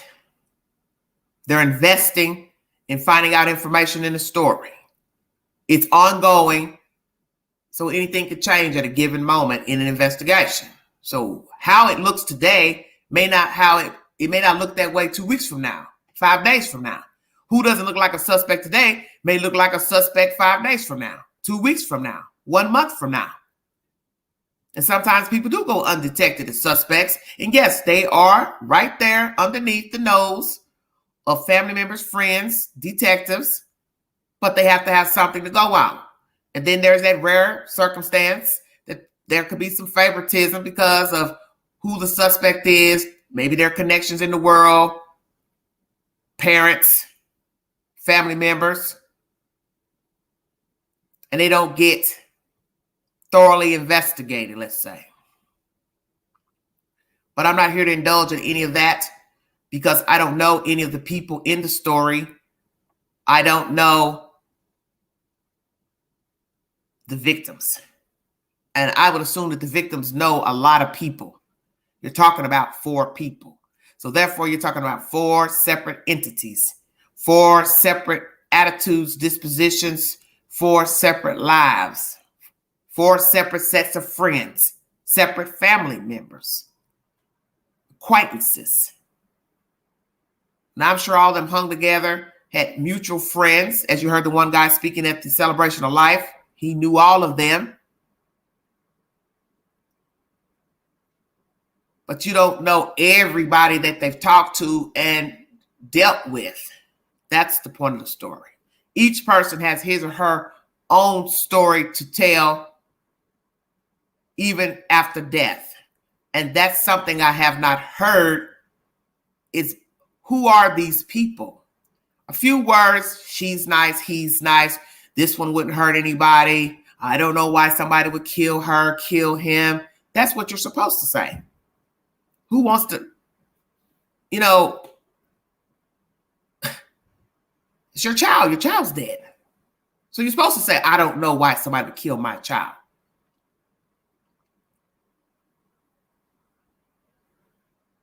But I want to know who these people were. What did they do for a living? I find it strange that nobody's come forward to say where everybody worked. Their hobbies, their interests, their temperaments. Who was quiet, who was shy, who would fly off the handle, who had a bad temper, who would even be considered mean. Because in the end, those things might lead us to the killer. And that's the one thing that's interesting about this story. I'm not hearing enough of who the people are. And that's what's so dicey about this story. 4 separate lives, 4 separate people. So the possibilities of a suspect are endless. And as this man said in his commentary earlier, you can't overthink the story because 1, you don't know the people, therefore you don't know the perpetrator. And you don't know who hurt these kids. Just because you saw some footage of some people standing around buying food, what does that mean? Nothing. Until somebody can bring verifiable information of suspected behavior, nefarious behavior, then you might be able to try to do a little digging. But I'm not here to dig into any of these people's backgrounds or their lives. I don't have that kind of time. Just doing this little bit I'm doing here is exhausting. Because every day it's the same thing. It's something, but really nothing. Because it's just like what I said. Nobody's talking about the people, who they were. What did somebody do at 8, 9 a.m. in the morning? What time did Kaylee get up? What type of food did she like to eat? What type of food did Maddie like to eat? Tell me something about where they traveled, what they did for vacations. That's why I said if we learned a little more about them, maybe you could try to figure out maybe who could have hurt them. But as I said, you're talking about rolling the dice. 4 people, 4 different entities. Don't really know who the damn intended target was, as you heard in his commentary. How can you say who was the target when there are many factors and why one would have more wounds than the other? And that was a very valid point, and I'm glad it was said. If you're a fighter, it's just like if you were in a fight and there was no weapon and a person was using their fists. You're going to have wounds pertaining to the weight of the person, how many times they want to strike you, and if they want to continue plummeting you after you've fallen. So that was another thing that was mentioned. Were there post wounds after death? Very valid point. Did the perpetrator stab one of the girls repeatedly after death. And naturally, they would be deep wounds, not lacerations, because as someone said, due to the allegation of the weapon used, it's a big knife. They would be deep, deep wounds inside of the body. So perhaps there are more wounds on somebody because the person decided to, yes, exact overkill after death. And that would show they had contempt for the human being before, during, and after death, which is so scary that somebody would feel this ugliness toward another human being. I don't know what the motive is. I don't know who the person is. I don't know if it's somebody we've seen in the CCTV footage. I don't know if it's anybody that's a neighbor, somebody that one of the girls have dated, currently dating, fleeing, hook up, somebody they work with, relative. Don't know if it's a parent. I would hope it wasn't any of the parents. But nonetheless, I'm not feeding into any of the rhetoric or the gossip of a suspect because I don't know the kids.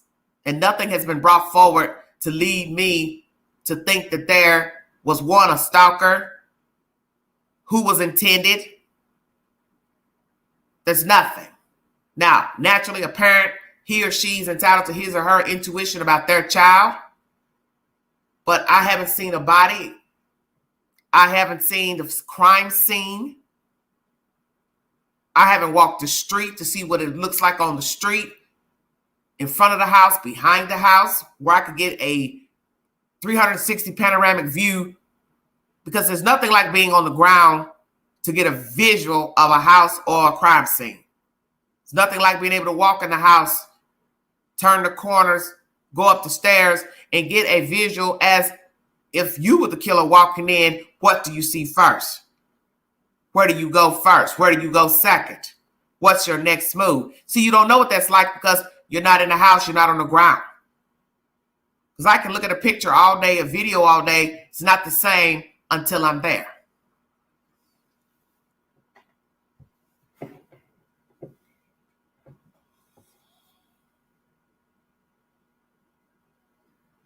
Very dicey story. And it's a horrific story. Because as I said, the imagining of what this person did to these human beings is despicable. So in the end, the motive won't matter. The target won't matter. Because 9 times out of 10, it was an illogical reason to kill the kids. So you don't know if all 4 irritated this person. One he didn't like the most. Could be an issue of somebody didn't like none of them. Did that ever occur to any of you? That the person didn't like none of them. Knew of them. Knew they all were there. Knew what floor they lived on. But did not care for all 4. How about that?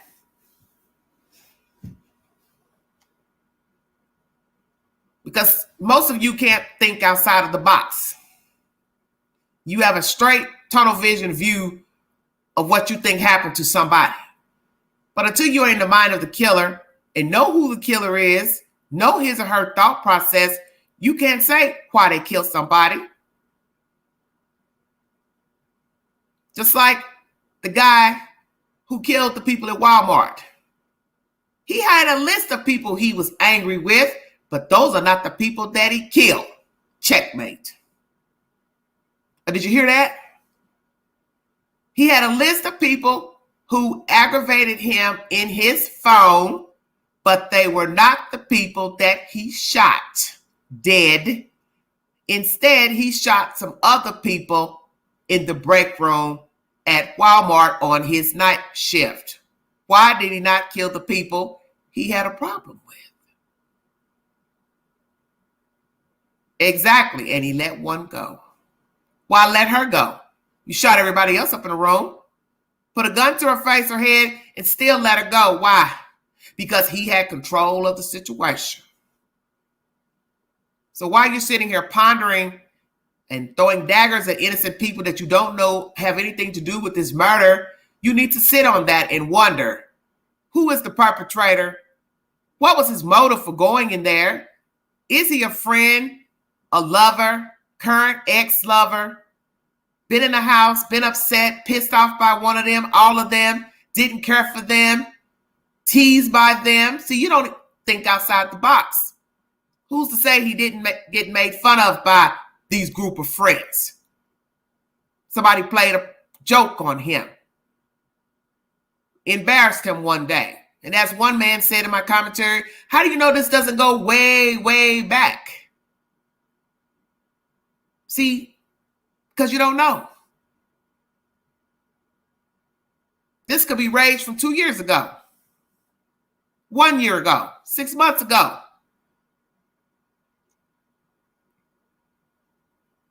Because you don't know who the perpetrator is. You don't know the 4 people. And naturally, people do not like you to talk ill of the dead. But as I said, when you start breaking down the personalities of the 4, that's when you're going to get to who the killer is. You need to know who the 4 victims were, their temperament, what they liked, didn't like, how they talked to people, how they treated people, how did they interact with people? Were they really liked by some, hated by others? That's how you're going to get to find out who the killer is. Because in the end, you don't know people. Just like this killer is walking around and somebody is friends with this killer, related to this killer, and possibly don't know that he is the killer. Don't know that he is a killer. And he possibly is kissing somebody in the mouth, hugging somebody, having sexual relations with somebody, owns an animal. He has a mother and a father. Stay woke. God forbid he has children. He's a chameleon. No matter the motive, he's a chameleon.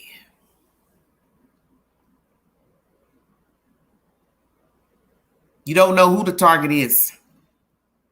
And due to the fact that I brought you information pertaining to a person getting wounds from fighting back, it could just be, if the father believes his child was the target, Mr. Gonsalves, it could just be that his child fought back and she was trying to preserve her life.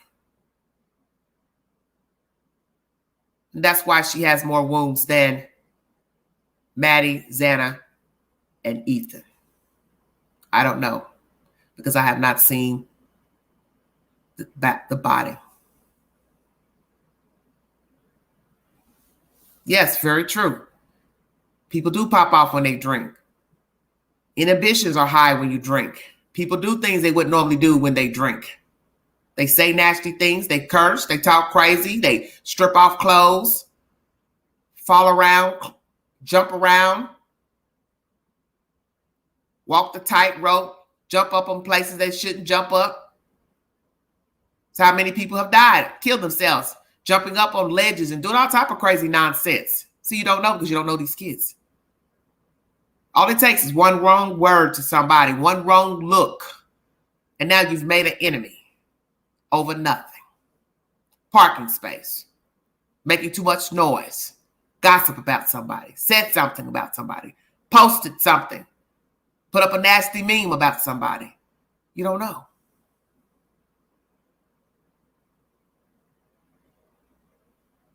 There are many people who are walking around right now who are very nasty. And some people have said it. Oh, he's going to get it one day. She's going to get it. Running that mouth, talking crazy to people, popping off, doing nasty things to people. As I said, you don't know if these kids played a joke on somebody, pulled a prank on somebody. They were a witness to a prank. Could they have been an eyewitness to a crime? How do you know that one of these kids wasn't going to court for something? See, you don't know. Could one of them been on jury duty? That's why I keep saying you don't know the victims to know the perpetrator. One of these kids could have seen something and had to go ID somebody in the lineup, and the person got off. I find it interesting that the father mentions that there's a subpoena for mail for his daughter. Why? What is it that the police are trying to find in her personal mail that they need a subpoena? If this information is true, what is it that they're looking for in her personal mail? So now you have to wonder what that's about. Was she receiving mail that was threatening? Was somebody sending her things, gifts? That's why I tell you have to stay woke.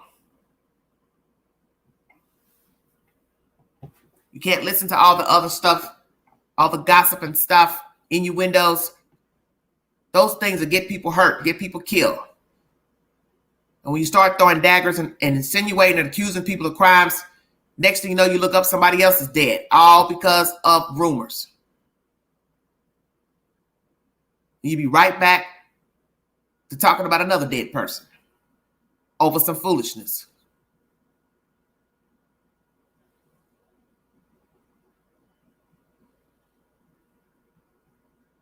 Prayers to this family, the community, friends, staff members, because there are people who are afraid to live in this town. And naturally, the town and the university are trying to preserve this student body. They possibly have incoming students coming in, transferring, and they probably don't want to come now, knowing that there's some mad person out here that's killed 4 kids. I wouldn't want to go to this school. If I had been accepted, I would be applying somewhere else. Why would I want to go there? For what? And I do believe that's why there are no reward posters, no posters up in the town. And frankly, there needs to be something put up.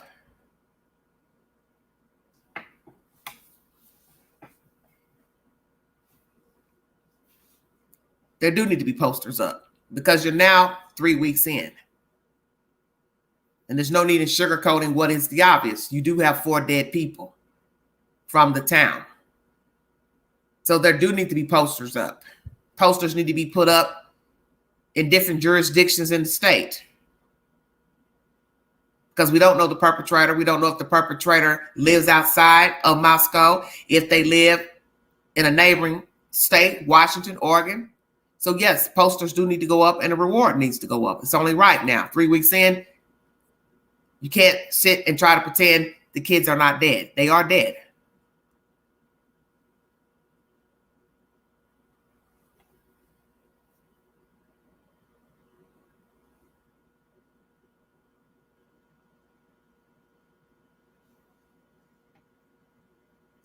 Yes, Callie.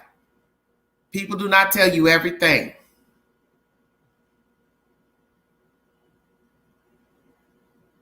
So we don't even know what these kids were into. Did they piss somebody off? Somebody had a secret affair with somebody. Who's to say that one of the girls weren't dating somebody married? As you heard in this commentary I played you earlier. These people that have been speaking, they speak truth. Not all this gossip that some of you are focused on. They speak the truth. All walks of life can pop off. How do you know that one of the girls may not have been married or talking to a married man?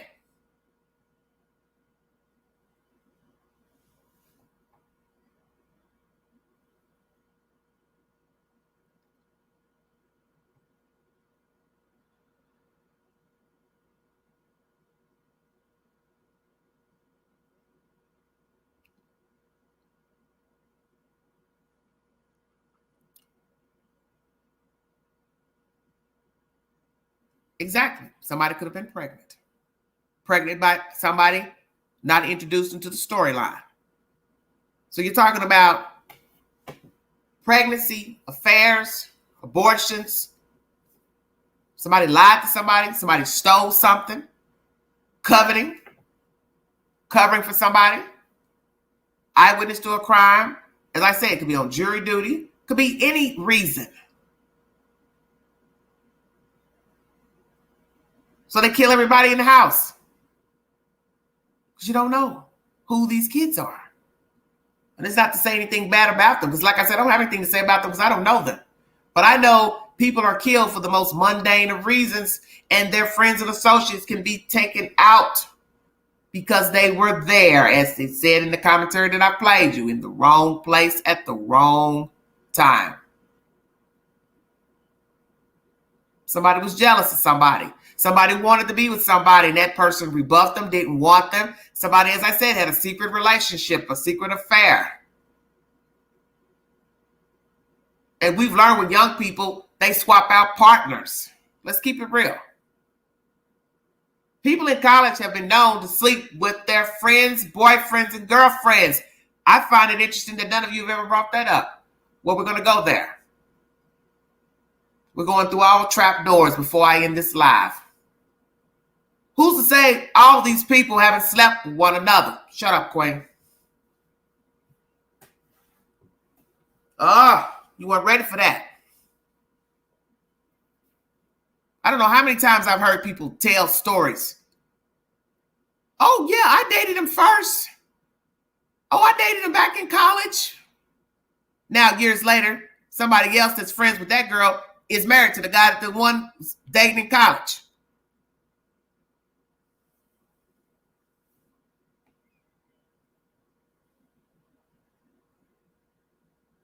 Who's to say that all four ain't slept with each other?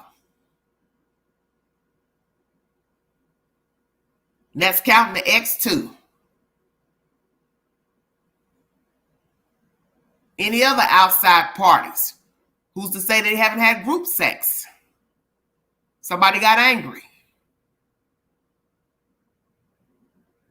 Somebody was a participant in the group sex, but they outed them. Cut them off. Don't do nothing with them. Don't talk to them. See, you don't know people.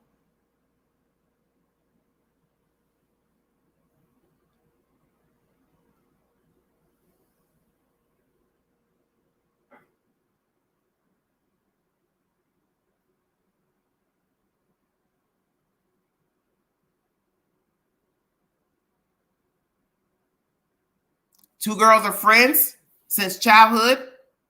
Could it be that some guy that likes one of them thinks they're sleeping around the two girls?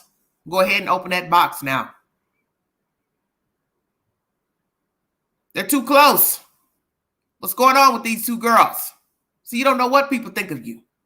And a lot of men are very slow in the brain department.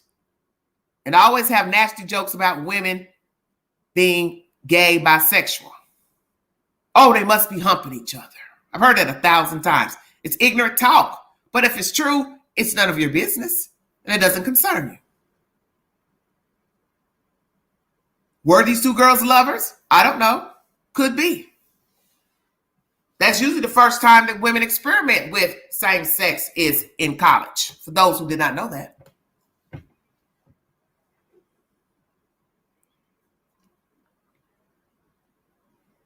Many women have experimented with homosexuality, bisexuality in college, young men as well.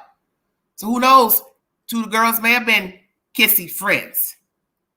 Maybe more. I don't know. Maybe somebody knew of this. Oh, you didn't think about that, did you?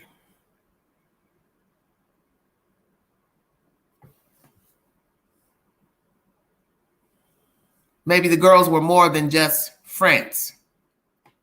Somebody didn't like it.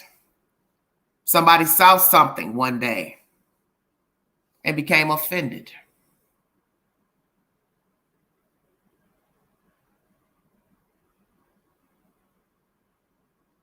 Somebody assumed something was going on with the girls. Somebody may have assumed something was going on with one of the girls and one of the guys, Mr. Ethan. I don't know.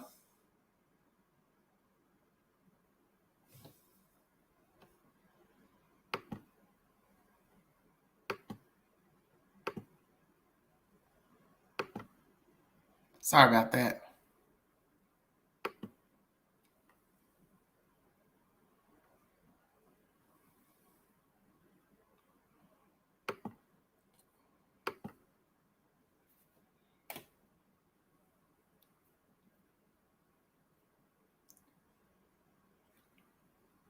You have to focus on what's been told to you.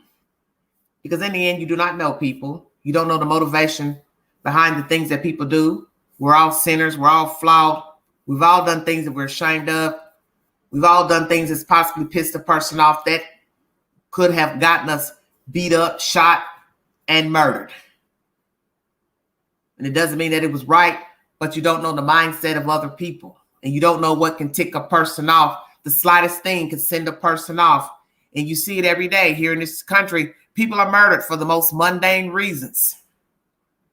Somebody was rebuffed. Somebody was jealous. Somebody was angry. Somebody got mad at somebody. As a friend was telling me the other day, she was in a bar last week and a guy offered to buy her a drink and another girl cursed her out, told her, no, he ain't going to buy you a drink. And then we find out that girl's married. So why are you telling another man he can't buy a woman a drink when you have a whole husband at your house? You see, just how crazy people are. You're in a bar telling a man he can't buy a drink for another woman, and yet you are married. So then somebody asks the guy, what's the problem? And he says, I don't know what her problem is. I offered to buy her a drink earlier, so I don't know why she's getting mad that I want to buy another woman a drink. Well, maybe their conversation was too sweet and delectable, and she got offended when she saw him wanting to buy my friend a drink. So she felt some type of way, even though she's married. This goes to show you she's not wrapped tight.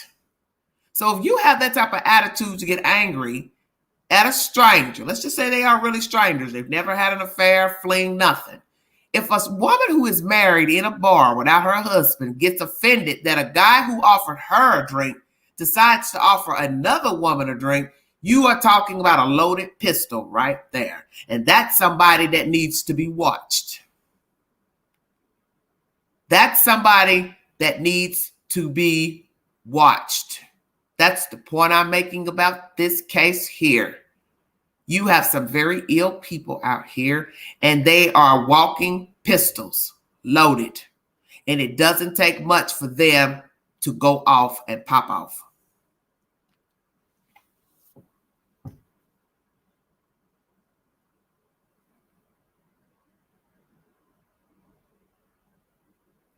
People become upset over the stupidest of things.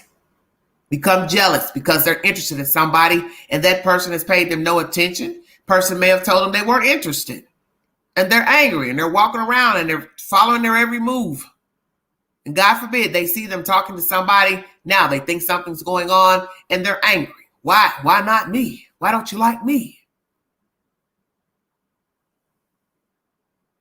See, that's the behavior you have when you are a child, when you have not learned how to deal with your emotions. You have not become successful in being in tune with your emotions. So you become disgusted because somebody don't want to play with you. Somebody don't want you on their sports team, their side. They're not interested in you. When you become an adult, you learn how to deal with rejection. He doesn't want to talk to you. He's not interested in you. Then you deal with it. Vice versa. For a man, same thing. You meet somebody, you like them, you vibe for a minute, a day, 2, 5 days, a week. He pops off, ghosts you, whatever. You deal with it. You don't go try to hunt him down and blow his brains out. Same thing for a man. You went on a couple of dates. She's not interested. She won't answer her phone. You keep it moving. Hello, Marge. That's what an adult does. And there's nothing wrong with venting to the person, you know, through a text or trying to call, a voicemail. Hey, I liked you. What's happening? Did I say something to you, offend you? What's the matter? But when it becomes an obsession to where you can't think, eat, or sleep, you've become depressed, you're not bathing, you're not combing your hair, you're thinking about unsavory things to do to the person, then you need to check yourself. Because we do not own people and we cannot make people like us. And even as adults, we have to learn when to fold and move on.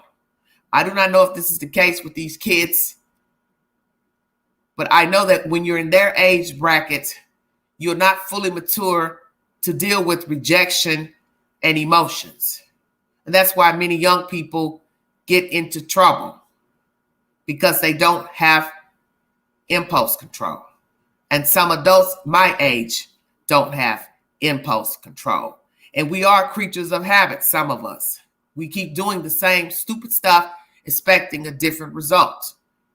But there comes a point when you have to check yourself and say, you can't keep doing that. You can't keep saying that. You can't keep acting like that. It's not working for you. You are the captain of your ship, not nobody else.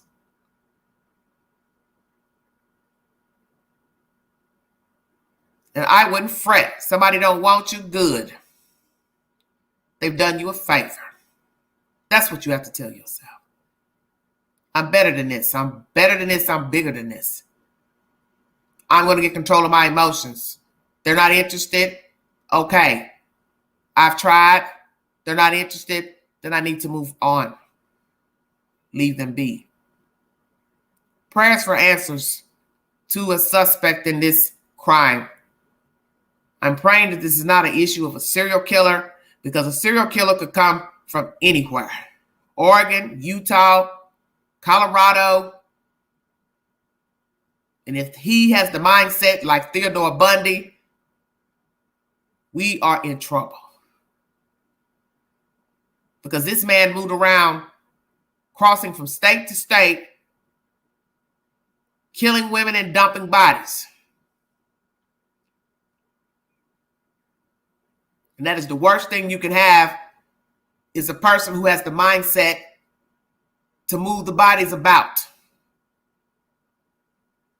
Go to a state and kill a woman, then take the body across state lines. Stay woke.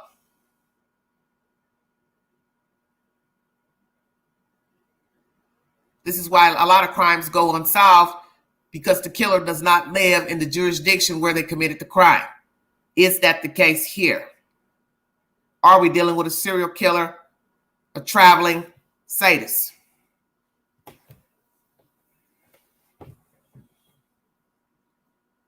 And if the killer has killed before,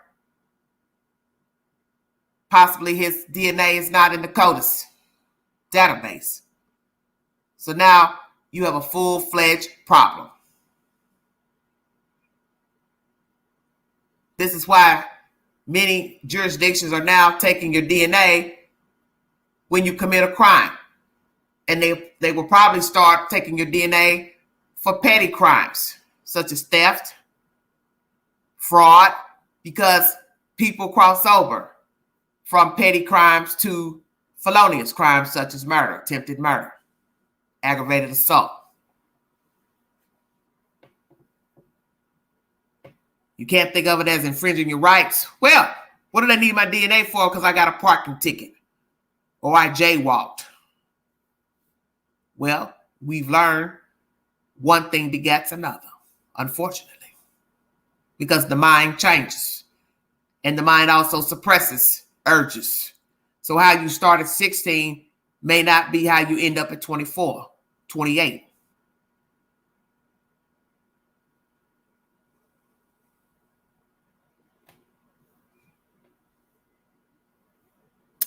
Gigi, now calm down. Maybe she missed him. A lot of women have used other people's phone to call to see if they were blocked or to see if the person would answer, because that's what men do. They ignore you.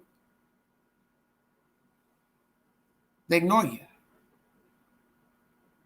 Sometimes they do block you.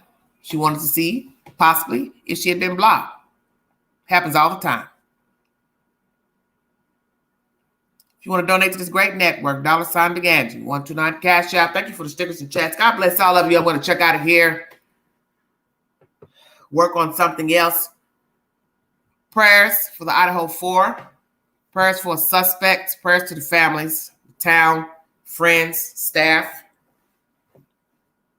Prayers that nobody else turns up deceased, because that's what would be horrific. If we look up and there are somebody else pops up deceased, viciously killed.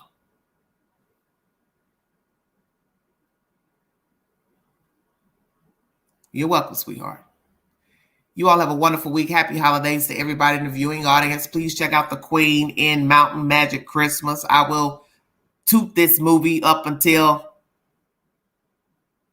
December 31st. Happy holidays to those who celebrate Christmas. If not, be safe on your journey. Have a wonderful week. I'm getting ready to go watch me some Tubi, I think. Stuff I've missed that's about to leave. Knowing I don't need to watch any horror movies after talking about this crazy case here. But nonetheless, thank you all so much. You're welcome, sweetheart. And why should I look into it, Figment? I'm already talking about 4 dead people already. I don't want to talk about dead children. So please don't suggest any cases about kids. Thank you. Because I believe my format will be changing shortly. I've been meaning to do some furniture rearranging last spring. I have not done so. So there needs to be some furniture moving around since the new year is vastly approaching. But I thank you all for the support and watching the content. Please check out my library, 1,700 plus videos in the queue about various subject matters and storylines. I will be bringing you a movie of the week or a docu-series to check out at your earliest convenience. Happy holidays, everybody. This is Everyday Shenanigans.